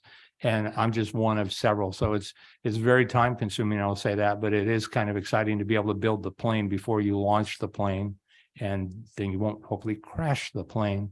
But the one thing that really concerns me, Paul, is how many people work in your department, including you? There's 2 of us. 2 of you for about 200 employees. I would say that we need to get you some help, because I can say in the first department I worked in, where we had Acela and it worked exceptionally well, there was a tech team assigned to our department. Now, our department was twice as big as the city staff here. We had 400 people, but we had 4 techs and a manager, and they spent, I won't say all of their time working in Acela, but at that time when this contract lapses for the outside help, you're gonna need help. Now, the good news is if you have an outside contract where you can get all the help you need, you have time to go find the person you want. Right. However, I will say in my most recent previous employer, we had that problem, and we were a department of about 200, and we tried to hire people. They're just not out there. They're not available, or they're not interested. And I just don't see you being able to, I know you're Superman. I see your work on a daily basis, and I appreciate that and you, but we need to get you some help would be my position on this. Because when Acela goes down, you're kind of stuck. I mean, there are some things you can do, like clean up your office and do things you would put off otherwise, but Acela will go down periodically. And that's even when you have the tech support that you need. And so, like I said, I support this 100%. I appreciate your work. I appreciate all the city staff's work to get us to this. But if this council pulls the trigger on this tonight, then I would say start looking at those things immediately, because it's going to take you a while to get all the things you need. And so, again, thank you. I appreciate it. And I'll be quiet now. Council, thanks for your indulgence. Mayor, real quick for Council Burns questions. Paul, how many of the licenses were for the building inspectors? Or rough estimate? Yeah, okay, 7. So which are currently right now not their contracted staff, so that's not part of our 200. I will say staff really went through the number of people because everybody that review, we have a development review committee, all those individuals need to have access. So they really went through who they felt should have a license, because they knew that was a council's concern, and they looked at how they could lower it, but more they looked at it, we actually had to raise it. So I think your staff did a good job, or my staff, sorry, we looked at it, a great job for at what is needed for that department. All right, Councilmember Perez, do you have any questions? Yes, I just want to thank you, staff, Eva, Paul, and the staff that I don't even know about. I know you guys have put in a lot of hours in on this, and I trust you in your decision, and I hope that when this is implemented, it's going to make your life a little bit better, speed up the process, and hopefully I'll get less calls too. And I support this 100%. Councilmember? Thank you. I'm just wondering, are you gonna put yep, you already did it, the red hat or the black hat before we vote? That was one question. You good, you surprised me. The second thing was, I just wonder if there's language in there or some flexibility with as far as licensing. Just hearing from the fire department, they may only need 1 as opposed to 5. Is there they say any they language, or can we adopt the language saying that we have some wiggle room with the licensing They if say needed? they need 1, but I feel they need more. Okay, well, ultimately, I'm gonna go with whatever you decide. I'm just. Yeah, council, I mean, you can go down to 1 and they're sharing it, but that's not the efficiency. You've got people that are in the field, they should have those licensed. I mean, the idea about this is to make staff more efficient, not trying to find out who's got the licenses available. And also more accountable to their work too. So you know who's doing. What's important with the licensing also, so I use it with the county. Well, the county made me use Acela. So what's important is that we have the people that are involved in the projects, that we're gonna have to provide them that license. So because they had me use Acela, they ended up, I'm like, you guys are paying for it, you're making me use it. So that just might be something that we need to realize, that we'll need a Sunny Slope Water to have a license, San Benito Water, whoever our key vendors that are at the DRC that evaluate their projects, they might need a license also. So that's what's kind of happening with us with the county. So everyone that they require to put input on projects, they have to have licenses too, to be able to operate the system efficiently. So that's something to be a heads up on the licensing too. That's real important. Mayor, may I One more. One more, I'll do my best. One So, more. so Paul, the thing, I've heard what everybody said. Also am aware and been involved in Acela audits. So you can, after a year, you can pull the user rates for the licenses and you can either reassign them or you can not buy them for years coming forward, as I understand the process.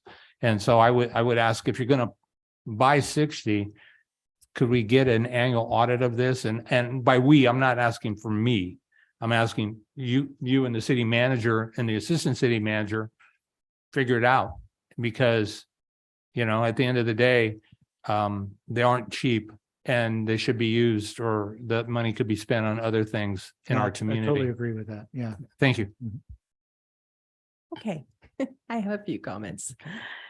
First, I just want to say, Paul, you and the staff, excellent job. I think you knew back in March what you wanted, and I think you just, followed up on the council's request and did even more due diligence. And it's obvious this is going to be an excellent tool for you. We've been kind of living in the IT stone age here, and I think it's time for us to invest in our infrastructure.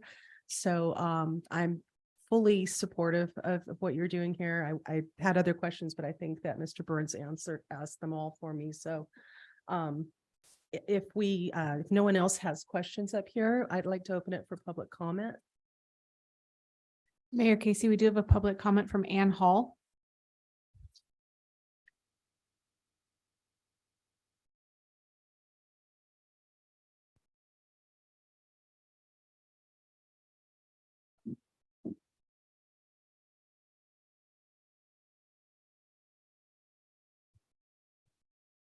Good evening, council members. My name is Ann Hall with San Benito Engineering, and I'm one of the people who would be using this as a customer.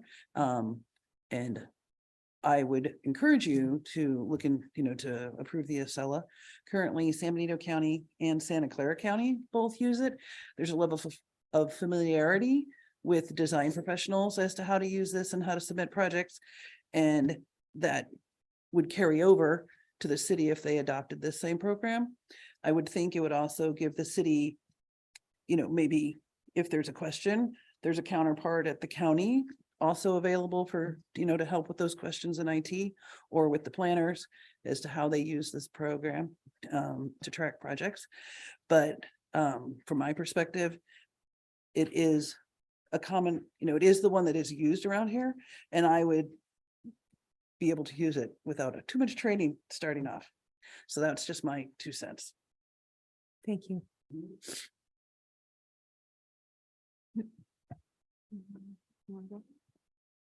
We have another comment from Eva Kelly. Yes, thank you. I'll be brief. Eva Kelly, interim planning manager. I would just strongly encourage the council support on this item. Staff has put a lot of time and effort, not just in the last 8 months, but in 3-4 years working towards getting a system. And one thing that I've emphasized in my personal review of a system for this city, for the planning department, for the development services department, is something that isn't just a database for the sake of a database to put data in manually, if you will, and then it churns out things. It's something that is going to save time, and it fully takes us into electronic internet, cloud-based plan review, document processing. And this solution is the only one that has answered every technical question from all of the staff that have been a part of all the reviews. They've asked us technical questions. They have an intimate knowledge of what a development services platform needs. And that can't be said for all of the other products that we've looked at. So I will just say that I strongly encourage the council's support of this item. Thank you. Thank you. We have a comment from Amber Cameron. Good evening, Council. Amber Cameron, Senior Planner. I'm also going to keep it brief. As you've heard from both Paul and Eva, the three of us have been spearheading this for almost a year. And I just want you all to know how deliberate we have been in seeking out what we think will not only be best for staff, but for our community. It is so important that we have a program that has citizen access that makes things transparent to just the general public, but also for people that we're working with. This system is going to allow people to submit their items whenever they want. They can pay whenever they want. Some of the basic questions Paul was talking about. Right now, we have limited staffing, but the program is going to allow people to self-guide. There's certain questions like, what's my APN? That should be something that can be answered in a matter of minutes, but sometimes it takes us a day or two to get back to people. The efficiency that it will bring is incredible and it will be transformative to our city. I just really want to thank you all for giving us the opportunity to come back to you with this item. Thank you so much. Thank you. Those are all the public comments for this item. All right, so can I get a motion to approve this item? So moved. Second, All those in favor? aye. Aye. Yes. Motion carries. Welcome to the new. Thank you, everybody. Okay, moving on to G1. Who'd like to start? Thank you, Mayor. I have nothing to report.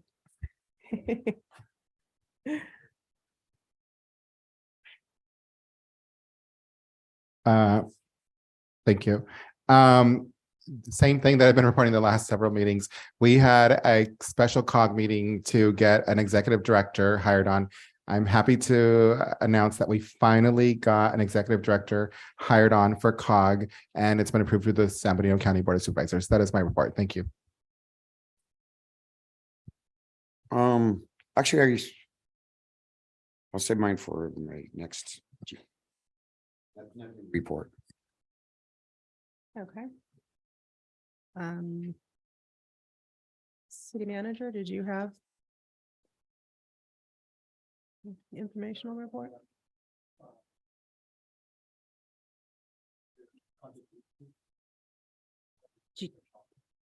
I'm sorry, I thought we moved on to G2. Let's move on to G2. Great plan. Do you want to start us out? Usually it goes to council first. Okay. Councilmember Perez. Yes, I'd like to, actually, I've been involved with the not an ad hoc committee, with the roundtable, and I'd like to propose that we have an ad hoc committee for prevention. It's a substance abuse response, prevention / CERT team. CERT stands for Substance Abuse Response Team. So I'd like to volunteer myself, and any other volunteer that sits on my left side is welcome to come with me. Question about speed humps. Okay, everybody knows I'm not a big fan of speed humps. I support tickets, but have we done anything to like get these around schools, around parks, where not just they're just speeders, but there's actually safe, because isn't that the design of these for parks and schools around those areas, heavily trafficked areas? And if not, it's something we might want to look at. Christmas in the park. That was, my hands were very cold. 30 tons of ice turned into snow.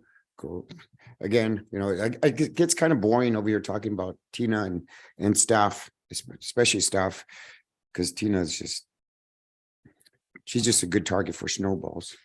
But it was great. It's awesome. They're always great. It's great to see the families of Hollister getting out there and little kids just having fun and enjoying our great community. Yeah.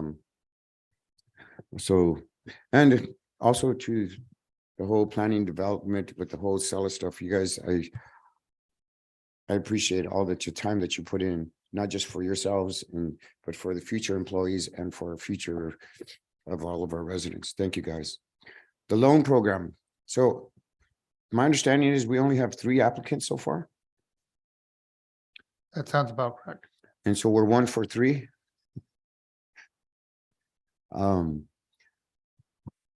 That's something maybe I'd like to see. Or do we need to refine this? Is there people not applying? Is it they're not? What's going on with that? I mean, we have all this money there to help them, and one person gets helped. Right. I would say we're not getting the response that we thought. I have heard that potentially there might be another applicant. It depends on the sale of a building that they might be interested in opening a restaurant. But that's probably another 30 days to 60 days away. We can bring back to council additional ideas. We're expanding the program for other needs or increasing the amount if you think that's what it's going to take. But that's up to the council. Yeah, because I see that Edgar from Cafe Con Leche, you know, it's they really want that they need that money also to expand and make their business that much better, but we're not getting very much success with getting them approved for whatever reasons. I don't know. I don't want to know actually. But it just seems to me that one person for how much did we put aside for the whole? It was $2 million, yeah. $2 million. And it's a lot of money just sitting around. Right.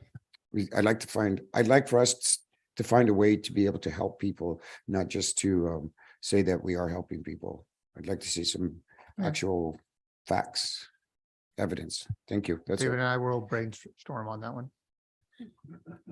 That's it. Thank you, Madam Mayor. I'm going to start off by, I don't know if you guys have heard or not, but there was a recount for the election for District 2, where the margins were huge, over 400 plus voters elected one candidate over another. Yet there was a recount. And after paying close to $15,000, nothing changed in the winner's race or the one who challenged the count. So I just want to take a moment to thank you guys, the city clerk, everybody that's been helping out with that, the staff at the San Bernardino County Elections Department, and the volunteers who helped in the recount. I think that the work that you do is very vital, transparent, and just. So I just wanted to go on the record and thank you for your time. I wanted to make sure we had requested that the LGBTQ patches would be at this meeting, and we had the support of another council member. So I see that it's not on the agenda. So I'm going to ask today that not only do we ask for the police department to consider this, but that we ask for the fire department to do the same, and that we put it on a date certain of the next city council meeting.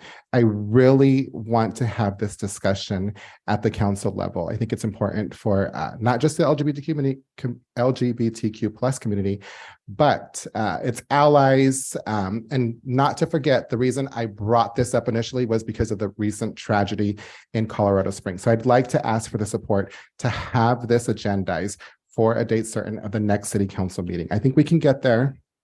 So I'd like you to consider that, please. This weekend was busy. There was so many things going on for the community in the holidays. So San Bernardino Stage Company had a play all weekend, the best Christmas pageant ever. My daughter and I were very fortunate and honored to be a part of that. It was very successful. A lot of the community members came out to see that and support it. So I just wanted to go on the record and thank them. The San Bernardino Dance Academy here in Hollister had their annual Nutcracker in Salinas. My daughter and I did go out to go support them. We used to be a part of it when she was younger. They do a phenomenal job. So I just wanted to thank them. And of course, our rec department. I was not able to get out there this weekend because of the other commitments I had, but I did watch on Facebook. I really appreciated that you had some Spanish music, some Latino music out there, all the different choices of food, the ice skating. It looked like it was a huge hit. I'm very sorry to have missed it, but I will never get bored of praising all of the work that you and your department do, because it's so needed for us. So thank you for doing that. As far as the speed humps go, I thought we prioritized when we first bought them to put them around schools and parks. Is that not correct, Mr. City Manager? I can answer that right now. Okay. It was, I mean, I think that's where council went with the direction. And then we talked about a policy that was shot down. And then right now it was that it's up to the council members And so that it would be up to the council members to make that request if you want So additional ones by different schools and parks. But I will say that we're working on a goal setting calendar. And that is one of the things that we want to bring up is what does that program speed humps, traffic control, what does that look like? And get direction from council for future okay, items. so generally speaking, most of the schools and parks have speed humps around them, and we did make that a priority. Is that correct? No, I mean, initially, that's what council said they wanted, but then it was up to the council members in their Got it. district to make those recommendations of what they wanted. Thanks for clarifying that. And then lastly, I just want to wish everybody Merry Christmas, Happy Hanukkah, Happy Holidays, in whichever way you celebrate, just remember the true meaning of that celebration, whatever it means to you and your family. I wish you all a very happy, healthy, and blessed holiday. And thank you for re-electing me to represent you. I'm very honored again. Thank you, Mayor. Let me begin with, I would like to ask that we bring back before council for future further consideration, allowing Gavilan College to connect to the city sewer system. I don't know if this is just a token gesture, maybe that project has already moved forward, but I would be clear, I would support that 100%. I'm not supportive of the potential other developments in unincorporated areas if they would be part of the connection of that. But I would like to have a further conversation sooner than later on that, if council supports that.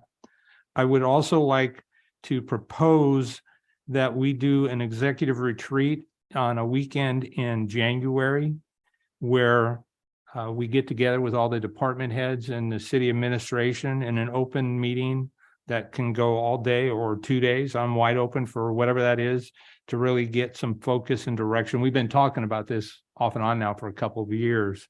So I think we're at that point where we need to commit to do that.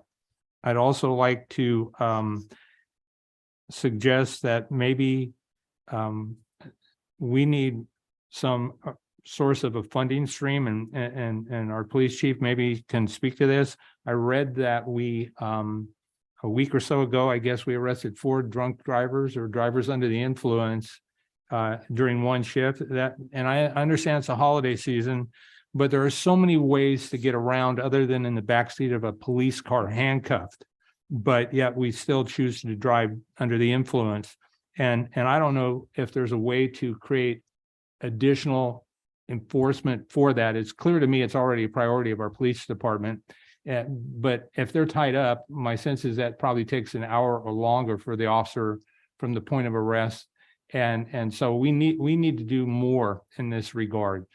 Years ago in Santa Clara County, they had a program referred to as Avoid the 13, where it was a countywide focus. We need to do more because we're continuing to grow and people are not getting the message. And we have had people that died in this last couple of years since I've been on council from DUI collisions that didn't have to happen. So hopefully, Chief, you can share your thoughts in regards to that. Burns, before you go on, or because you're kind of saying enforcement, or are you also looking at maybe like incentives? I know in a little bit bigger cities, they have the Uber and the Lyft that people choose to use so they don't have to drive home. Is that? I'm wide open. I'm looking for a solution. I've been in places where you can call a tow truck and they'll come take you and tow your car home for free. And so whatever it takes, we're in a grow mode. And so we got to find a way to help the PD and maybe we give them another police officer to hire for next year's holiday season where they fill the position. They're not going to put a new officer in a DUI position, I would assume, but then they move an experienced officer to do that where we need to do more. I don't know what that looks like. I'm sure the chief has ideas, but I just wanted to write it up. Right. I appreciate that, Mr. City Manager. I would also like to suggest that this council move forward to create a hearing officer ordinance. I misspoke at the last council meeting, and it was my understanding that the hearing officer needed to be a licensed attorney of 5 years in good standing with the California Bar. that is absolutely the requirement under the government code for a for county hearing officers. It's not the requirement, but I would, for cities, but I would argue, why not? And I think from my research, a lot of cities get there doing ordinances, and then they just put those requirements in the ordinance. And this is not a reflection on our current hearing officer. I know him personally. I've never met a man with more integrity and honesty and sincerity, but I think we need to move beyond. And I think that a licensed attorney that would meet the requirements for a county would be our best interest. So I think we do that through an ordinance.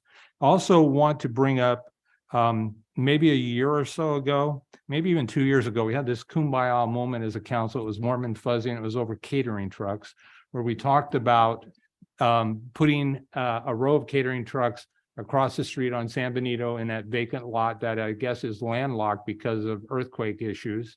And so lo and behold, I was on my way to my new employer's vicinity yesterday at like 3 p.m. And I was going on Highway 5 through Lathrop, and I looked over and there's this thing called the Food Plaza. And there's like 20 of these trucks, and they've done this now for like a year and a half, and it looks amazing. And so if council would support it, I would ask that our city manager delegate to somebody to contact the city manager or the mayor of the city of Lathrop and ask them, how'd you do this? Because it's amazing. And it's busy, it's vibrant. And, you know, I think that piece of land is just landlocked, and we need to find something that we can do with that. And so we've talked about it, but we need to start to act on it. And now that we're starting to get more staff resources, I think we can go there. Are you talking about the, I believe they refer to it as the old KFC lot? Yes, Okay, yes, sorry. yeah. So, There wasn't a KFC there when I got here. oh, there was when I did, but it's long gone. No problem. So, and then my final request is to get an update. At the last council meeting during public comment, we had a young man come up to the podium, and he spoke quite clearly that he had been contacted about graffiti on a fence, as I recall, and maybe a garage door that he saw as art. And I know that's a slippery slope. And so I'd like to understand better the situation specifically, and then a better, clearer understanding of city policy moving forward on those kind of things. And so I'd ask that we get that update in a presentation. So I'll be quiet because I'm seeing smiles. I was just going to say that that's in the city attorney's office court at the moment. And as you mentioned, it is a slippery slope. So we're doing a fair amount of analysis, but we will certainly return with an update. Thank you. Appreciate that. And that concludes my comments. Thank you, Mayor. City manager? Okay, so what we usually look for on some items is consensus, which if I remember right, it was probably, well, ask me. Go ahead. Should we not get the mayor's report first and then go to you? Sure.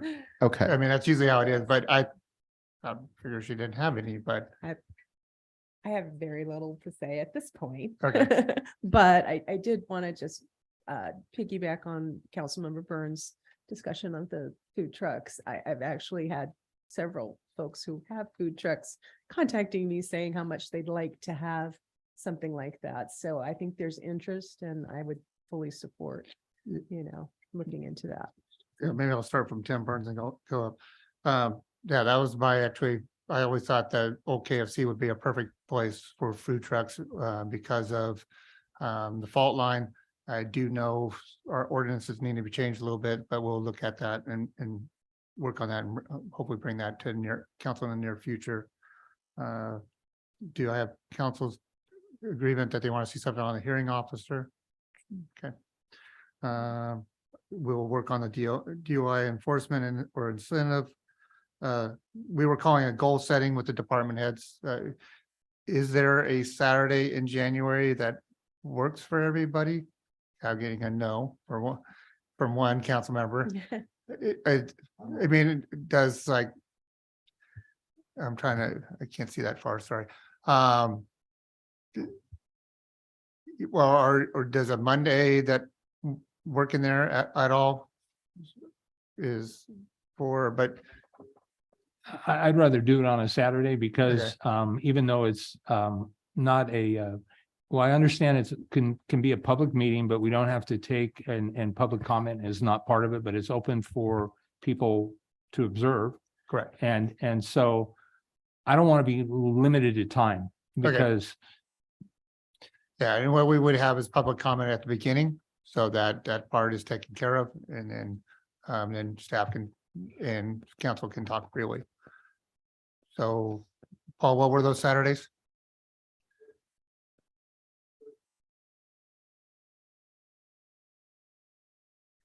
Or any of- I would say the 21st because when is Martin Luther King? The 16th. Yeah, let's not do Yeah. that. It would be on that, so people are leaving. town. Right, yeah. I'd say this 21st also. Okay. Sorry, like, we will, work on the Galvin College to come back, talk with him. Oh, yeah, do we have a consensus on the Galvin College being brought? I had support, sorry. Jennifer was, both Jennifer's like, how did you get consensus? I said, well, I watched the heads bob, and so I get it a little quicker. Like bidding.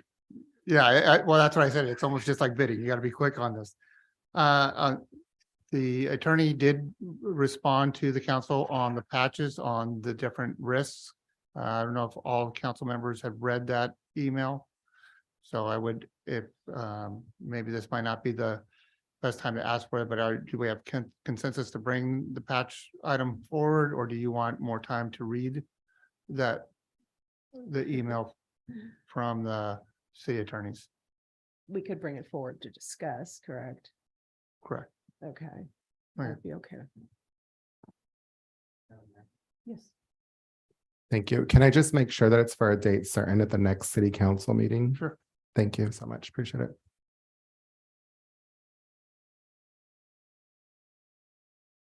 And then the substance ad hoc committee, I would ask the mayor, when you go across the different committee assignments, that you would, if you want, I would ask the council, that's your decision on ad hoc committee, but it could be added at that time.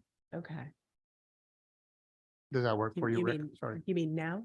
Yeah, basically now, because I am, that's all, all I wanted to say is thanks to the staff for doing another amazing Okay. item at Dunn Park. I really appreciate all the work, hard work that you do. Okay.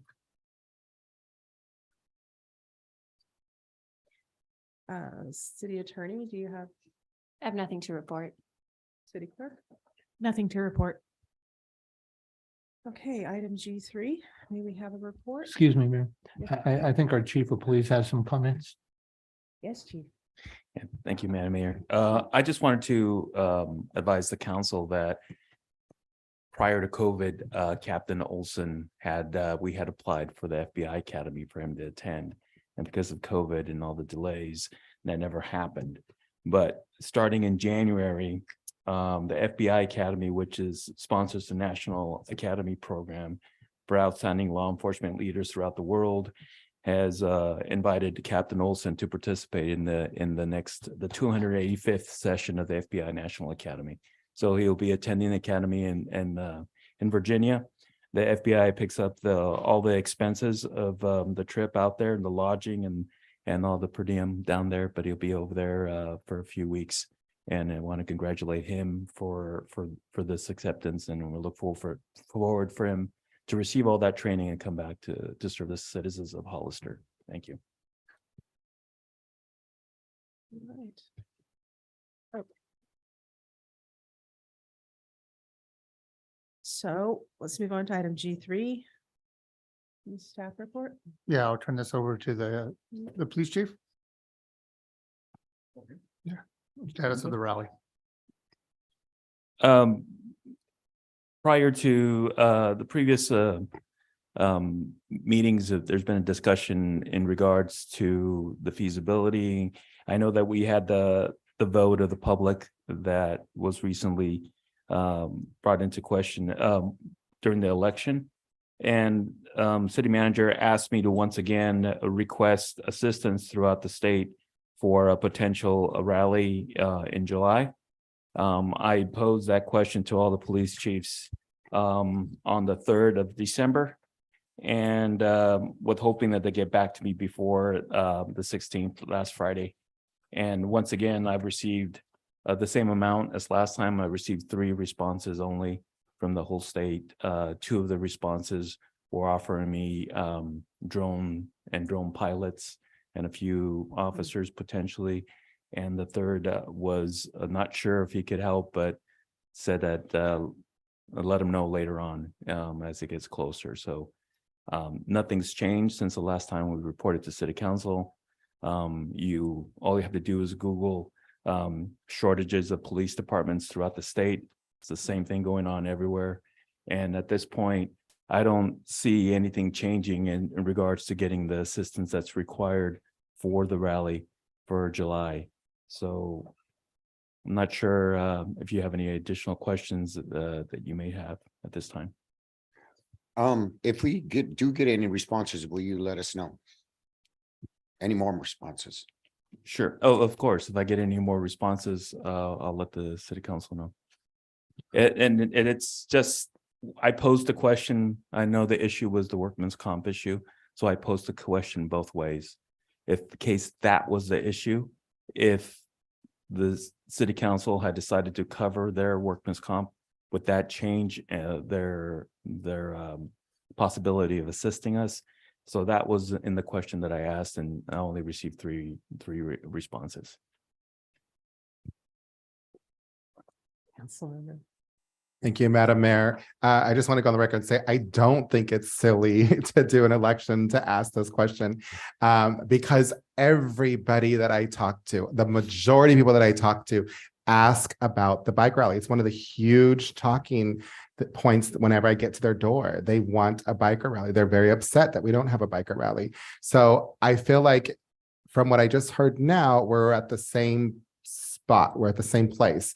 So what could we do differently to ensure that the voters' voices are not only heard, but represented by this council here? If we don't do something different, then yeah, it's pretty silly and it's pretty, I would say, wasteful on our part to go out and ask them what they would like, even though it's not legally binding. It costs a lot of time, energy, and money. And this is one of the most contentious issues that is talked about here for the city of Hollister. The voters have spoken. So what else can we do? What are our options aside from what we're hearing, which is the same thing we heard last year? Thank you. Councilmember Burns. Well, I mean, I would say, Chief's has said it in the past, it's finding those officers, having just security that it just has not worked, having people that are not sworn officers, because we need them to charge into the action, if not run away. Not that say all security people would run away, but we need people that are used to dealing with crowds and making good decisions. The other comment would be, we're always asked to plan ahead of time. This is the planning that we need. We need to know what officers that we have. Staff we know how to close down the streets. We know how to figure out how to get traffic through for a rally. Our biggest issue is how do we get the security that we need, that the chief is comfortable with, and that we would provide the appropriate our citizens to be safe. Councilmember Burns, did you have? Thanks. I'd like to, but I think our chief had a follow-up comment. Oh, thank you. The proposed rally has not changed. The footprint of the rally has not changed. It's in the public, it's on the streets. There's no security check to get in. There's no searching of anyone. Anyone can enter and leave at any time. When we've contacted other larger cities that have events that are larger than this, there's always a containment. There's always a way for security. The way the rally's been done here over the years is the way it's the problem for security. And every time we've had one, it's been a risk that the city has taken. Nothing happened. If nothing happened, it was because of those elements that came in and decided not to do anything. We haven't had, even when we had full staff of officers, there was always a huge risk. And when we used to have the DOJ teams and the ABC teams, they actually intervened in a lot of situations that could have been violent. And then we were criticized at that point saying we were over policed it because nothing happened. Well, nothing happened because the police were there. And since then, we've had dramatically less and less officers over the years. And it's to the point right now where I can't even get the number of officers that we had the last time we had this in 2017, which was a dramatically less number of officers from 2006 and 2005 in those events. So it's your decision whether you want to have the rally or not. It's not mine. I'm advising you. It's my duty to let you know that public safety wise, I'm looking at the writing on the wall that says I won't be able to receive enough officers to have an event of that size. If you want to have it, we'll do the best we can. We've always done the best we can. We've actually been very proud of the stuff that we've done in the past, but that's ultimately your decision. The fact that only 3 chiefs decided to respond is very telling, and it's not their fault that all the agencies in the state of California are right now suffering with deficiencies or the number of officers that they have at their agencies. There are very few officers and these days that are very few people who want to be officers, capable of being officers that can pass a background. And those are far and few between, and all the cities are fighting over those officers. So just like us, we have all these openings. The larger cities have all these openings as well. Today, there was an article in the newspaper, San Francisco's due to lose 300 officers by the end of December. They're going to be overall down 800 officers of what they need. And it's the same story throughout the whole state. So there's a lot of reasons for them not responding or not assisting us, because the writing's on the wall that they don't have enough officers to help us, especially on a holiday weekend where there's events in their cities. And that was one of the questions that was posed to the public. If it would have been moved, it would have been more beneficial because it wouldn't have been over the holiday weekend. And that was turned down by the voters, who in reality were just asked one question without giving any additional information to make a wise decision either way. So I'm sorry, but nothing's changed since the last time we tried. I've reached out, and those are the responses that I've gotten up to this point. Councilmember Burns? Thank you, Mayor. So like Councilmember Resendez, I too appreciate the expression of those who voted. I recognize it wasn't a significant voter turnout, but certainly, as I recall, it was about 60% that said they wanted to move forward with a rally, but they don't have all the information. And so ultimately, I've been on council for 2 rallies now, and the first one we canceled for public safety because of COVID. And last year's rally we canceled because the PD couldn't provide adequate resources. And so I don't feel obligated to move forward if we can't provide at minimum necessary resources. The chief can never guarantee public safety to the extent.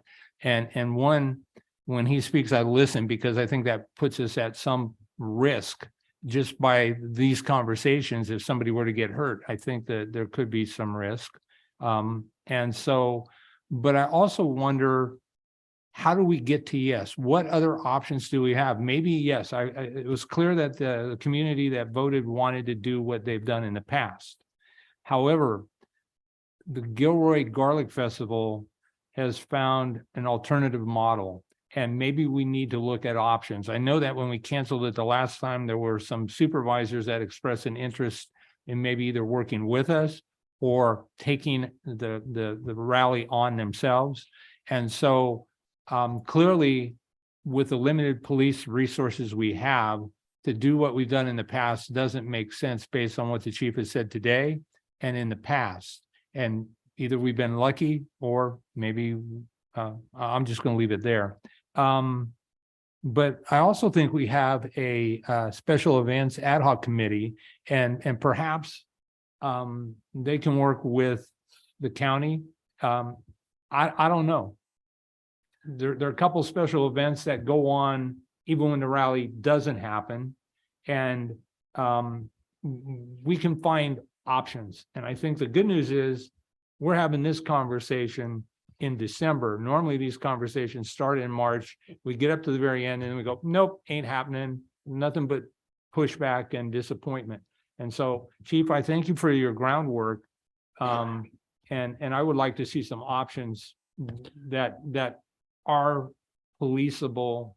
And even with that, I'd say, I've heard the chief say, there are no guarantees. But if we can find something different that perhaps doesn't shut down our downtown, I think that could be a plan B option, because some of the merchants don't benefit from the event anyway. And so, I don't know, maybe we rent the Kmart parking lot and we do it there where we could fence it off. And, let's find something. I don't want to say no at this point, but I think we need to do more due diligence and talk it up, because I'm sure there are people out there that have good ideas. Yeah, I will say we are working on a solution that is not going to be in the next year, possibly even 2 years. But we are working on somebody that is looking to come into Hollister, that maybe we can potentially use their facility as an alternate location, and it maybe even hopefully maybe work with Laguna Seca to do events back to back, so that we can use their facility, that it would be a closed facility that could do security and maybe spread the amount of people out through Hollister and that facility. You know, the other thing I heard that the chief just said was, of those that offered, they offered drones and drone officers. I'm not going to say that's policing smarter, but it is certainly using the technology available to probably provide additional resources where you have a drone operator. And I think that could be part of the future rallies, you know, but again, I don't think I want to wait for 2 years, but maybe I have to. And I'm willing to do that if necessary. But again, I think we've got time at this point. Maybe the person that puts it on, the promoter, maybe they have some other ideas that could be scaled down, where the promoter still makes money, we still host the event, and it's not maybe what it was in the past, but it's not like, oh no, because those people, we know a certain number are going to come to town regardless, and they're going to use our facilities, and they may be a drain on some of our resources as well. But I do think we have time, and I'm encouraged by the possibility. Thank you, Mayor. All right, so I tend to agree with Councilmember Burns. I think it might be good for the ad hoc committee to take a look at it and see if there's some iteration, even if it's smaller, that something that they can come up with that might suit for a few years, because I think I'm familiar a little bit with the potential future placement of the rally, and it's very promising. So, but I would love to be able to do something for our people. Obviously, they voted and they do want it. But again, they didn't know all of the context or ramifications or security issues. So it's kind of a catch-22 for us. But I think the ad hoc committee might be the way to go for now, to just kind of explore alternative, I will work with functions. that committee. Councilmember. Thank you, Madam Mayor. Then if that's the route that we're going to go, I'm just fearful that we won't hear back for a while. So I'd like to request that the ad hoc committee comes and reports on a regular basis, let's say once every month at least, as to what actions taken, if any. So that would be my request, and I hope that the rest of this council would agree to that. I would agree, and I with you, and also, but I would say after the next meeting, after every meeting that we have with the ad hoc committee, that we report, not just, yeah. So I totally agree. Because I don't think there's anyone up here that doesn't want the rally. You know, when you're up here, we're responsible for the rest of the city. And you know what? It's a tough decision. You know, if your kid wants to go play on the freeway, it's like, he might not get hit. He might not, but he could. But you know what? I don't let my dogs play on the freeway either. So it's like, you know what? I personally, I look forward to coming up with an alternative to what we used to do. You know, maybe tying it in somehow, but you know what? It comes down to, it's always going to come down to, do we have enough police? And if we pick, and I know it's tradition and holiday that we practice, this the Hollister Biker Rally.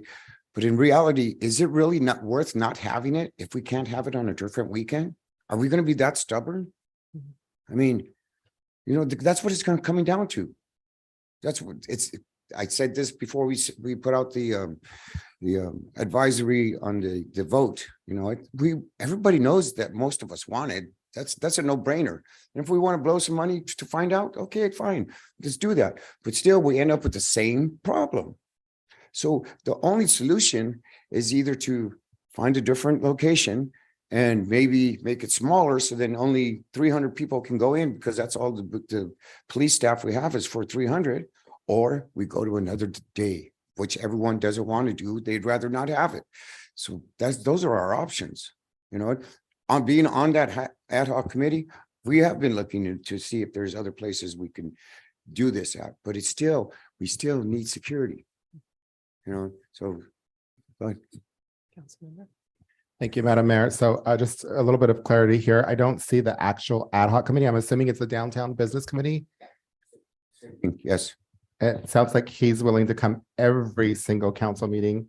I don't think that's necessary, but I would really I would like for you to come at least once a month, sorry, to give an update as to where we're at with whatever you've got in your ad hoc, but specifically, we want to hear back from the biker rally. Is that okay with the majority of the council? Well, I mean, that's what G1 is all about. Is council supposed to report back from their committees? Yeah, after we have after our ad hoc committee, that next city council, we will report. And then, if I may, Madam Mayor, how often are we meeting for your ad We hoc? are up to what? Every other month. Every other month now? Okay, so And our next one is it's on my phone. the problem I see with that, potentially one gets canceled and we're not going to hear back for 4 months. So I would like to request that we get an update every month, even if it's nothing to report. We didn't meet this month.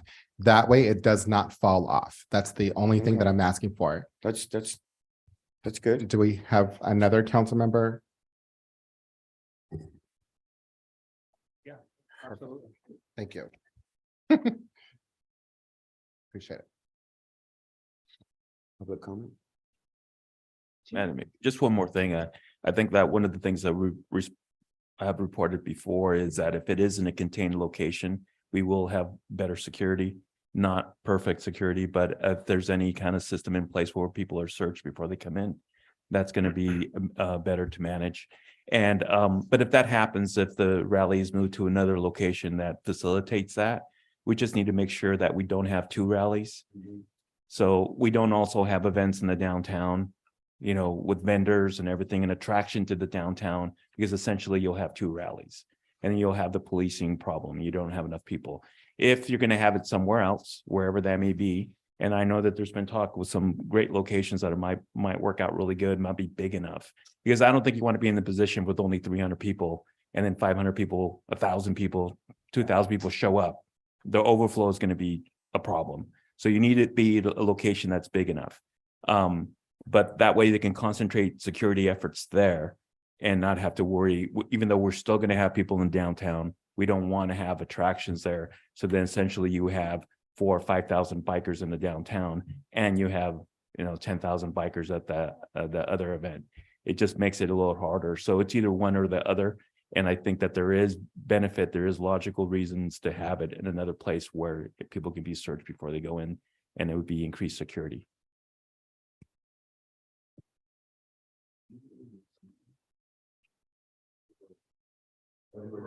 So February 9th is our next downtown biker rally festival, all encompassing ad hoc committee. And that will be here on the February 9th, 6 o'clock. No wonder he has to tell me so many times. But you know what?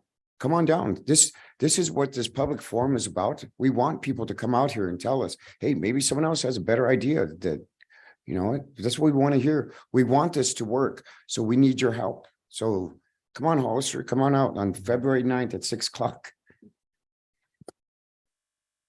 Okay, Speaker cards. if we're done.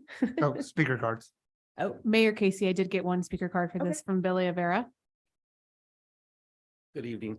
And with all due respect, I didn't mean the vote was silly. I think the vote was silly without the proper information that both, I can't agree more with Tim Burns and Chief, is that you can't ask somebody just a blanket statement. It's like asking a high school president, if everybody gets free ice cream on Friday, everybody's going to vote for that, right? So, but if you ask the question, if you can't police it and it's going to cost the city $250,000 or $300,000, do you want to have the rally? I think it may have been little bit different.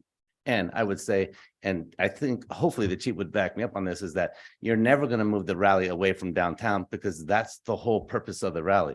People are always going to want to cruise. And that's the other thing, is we've had a rally where there wasn't cruising down San Benito Street and it was a big failure, right?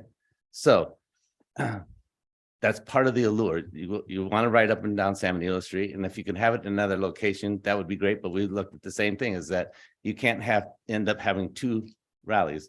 If one's at Brigantino Park, you have a bunch of people at Brigantino Park and you have a bunch of people downtown, that just spreads your already small department even thinner. And I would recommend that, here's what I would also say, the people who are on the ad hoc committee to help form this thing, one of the other things I would request is maybe Councilman Resendez actually attend the meetings that go on before the actual rally takes place. Because talking about it at your guys' level is one thing, but when you're actually in the room with 30 or 40 people trying to plan this thing, it's a lot more, it takes so much more. I love the rally, right?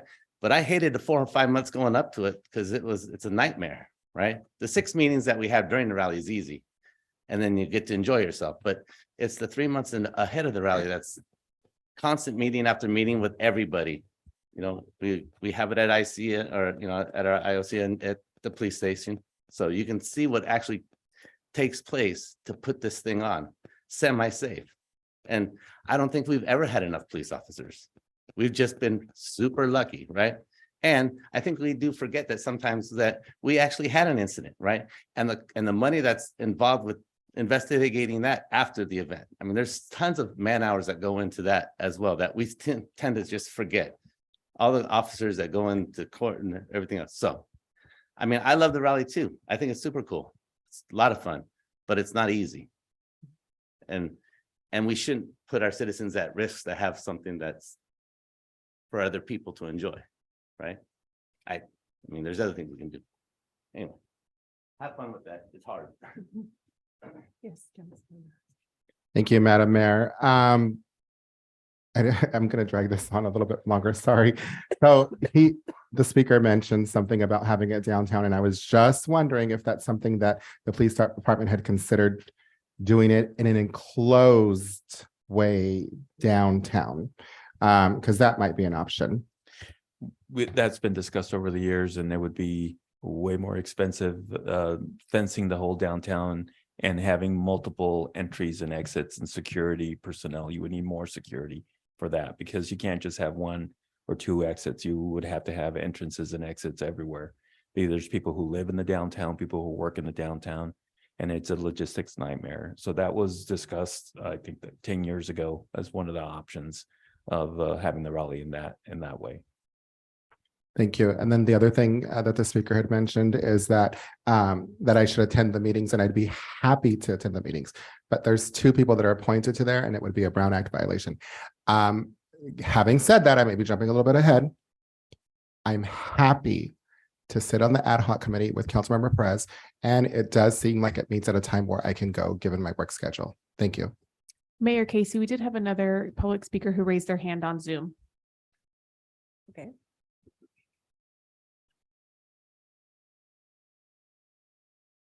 So we have Celeste Bocanegra. Good evening, everyone. Nice to see our new mayor on the seat. Good evening. So I just wanted to ask if we were able, as a community member, I know Rick Bettis mentioned that we can be at the ad hoc at the meeting February 9th, but can you add people from the community into the ad hoc meeting? Is that possible? Because I would be really happy to join that as well, to get maybe our community members more involved as part of that part of the aspect. And also I wanted to inform Roland that please don't spread false information. There weren't volunteers in the recount. They were actually paid. We paid for that recount. Thank you. Mayor Casey, those are all of the public comments. Yeah, and just to answer the speaker's question, yeah, the meeting is open to the public. So we'll move on to item G4, the city council assignments. So Mayor Casey, I did put in front of all of you, these are the assignments that came from Mayor Casey and based on the feedback that was provided to me, the clerk, and was compiled. So I put that forward to you, and Mayor Casey, you can take any action from there. Sure. So if I could, I'd like Chief to, is just scratching his legs. pardon? I said the chief was just scratching his legs. I know you were noticing him moving around. Enough. So I'm happy to take comments and questions, but I just wanted to kind of go through what changes I made and why. I tried to accommodate the requests that were made. Some people did not want to change committees, others wanted to be off some committees. I did make a few changes. We had, I know that Councilmember Resendez, you had wanted to remain on all your committees, and one of them was COG, and Councilmember Morales had asked, her number one request was to be on COG. So I put her in to sit with me on COG. I think it's important to give newer council members an opportunity to get the experience that you've had, because you have sat on the committee, I think, for 3 years. So that was my thinking behind that. And likewise, LAFCO, I'll be sitting on it, and I had put Rick Perez as the alternate. So that's my thinking. I did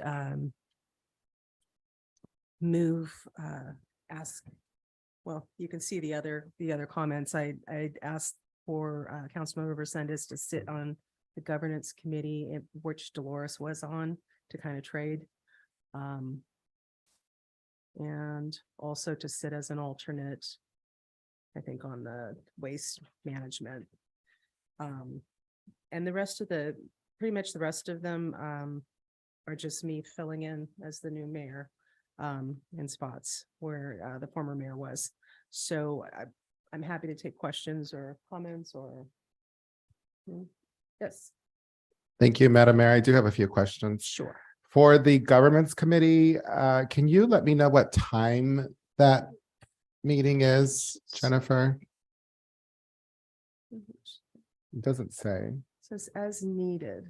Yes, I did check on all of the various committees on all of the websites and checked in with the different counties and county information stuff. And if it doesn't have it listed, then that information is not available currently. Okay, so So as needed, I will send the appointments to all of them once they're ratified by council, and they will reach. the out reason to I city bring this up, we've done this before. I'm a full-time teacher, and I can't make these meetings between the hours of, I think, 8 and 3:30. So if it's after 3:30, I'm happy to make the meetings. Okay. But if it's not, then I will, I think we've been through this before, Rick, with you. I know there was one of them. Anyhow, then I'm going to ask the alternate to step up, and maybe we can make that at a different time if it's So conflicting. really, it's the governance committee that might be an issue then. 'cause Well- the others on the alternate, it's not.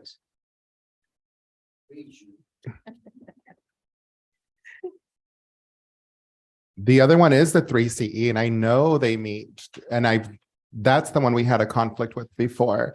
They meet during the time that I'm employed, but it looks like, I mean, Dolores is there. I mean, it really hasn't been a problem thus far. I get their emails, but I haven't attended, but I'll be frank with you, unless I have the day off, I cannot attend that meeting. Actually, I think, sorry, Jennifer, I just noticed this. So currently, for 3CE, City of Hollister for 2022 is seated on the board. And then next year, San Juan Bautista is on the board. We're like the alternates to San Juan Got it. Bautista. So we should be rolling off this year, and then San Juan Bautista will be on 2023. No, it says here, 2022 was SJB, 2023 CHOH. Wow, I can tell. I've been going to their board meetings, so I know it's for 2022 that we're currently on. So- Okay, so that's it. So, yeah, you should be fine in case San Juan Bautista can't do it, then that's when we as a city cover them. I would love to trade my Water Resource Association for a hamburger today. I'd gladly pay you tomorrow. Would that work better for you, Mr.? I'm That's trying to 4 get to it o'clock. and find out what time. Or Yes. Okay, so we could put you in there instead of Mr. Perez. thank you. And that's for, which one are we trading for? That's Water Resource. I think And- it's on the second And page. you would do, then would you be governance then? Okay, so you'd swap. It was just swapping. Okay. Thank you. Couple more questions. Uh-huh. Thank you. It looks like the GPAC, it's highlighted yellow, and I'm just wondering why Sorry, I didn't get to that part. it says to be determined at a future meeting and approved via resolution. I'm just wondering Right. why, what's the rationale behind that and what was done in the past? So the GPAC requires, it has a resolution that requires an actual vote as opposed to just doing consensus, which is what we're doing. But we're waiting on our update to the GPAC to even know what we need, or if we need, if we should need to swap out members or do anything like that. So Okay. I just asked to pull this out of here. We're not going to include it in the list right now. So that's Okay. all it means. And then memory, I don't remember, I'll be frank with you, but we did adopt a resolution for this. I think we did adopt a resolution. You were involved in that, right? We adopted a resolution for this one, For which one? for the GPAC. Yeah, there is an actual resolution that has to be voted on, so. to appoint- Okay, to appoint and members. perfect. And then again, just going back to our earlier conversation, I'm happy to sit as a representative number 2 instead of Dolores Morales with the Downtown Business Committee for the ad hoc, Okay, if that's okay. yeah, that would be fine. Thank you. Okay. I mean, if she wants, since I'm such a gentleman, if she wants, she can have the. You guys can work that out, but we'll take her off for now since she's being added to the other COG stuff. There's quite a few subcommittees. All right. And then Mayor, there's a reminder that Councilmember Perez asked about the substance abuse ad hoc committee. Did you want, I as a added council, did you it. want to add that? I want to add that to the bottom, and he's going to be the representative 1, and I will be representative 2. Since Okay. I've already Thank you very attended much. one meeting with them. So I think. Okay. And I think that's it. So does anybody else have questions, comments? Are we good? Do I have consensus? Yes, Yes. yes. Yes. All right. Yes. We are good. All right. So unfinished business? Yeah, for H1, that's just a update to the city council projects that's in the agenda. If you have any questions or concerns that you would raise now, other than that, it should speak for itself.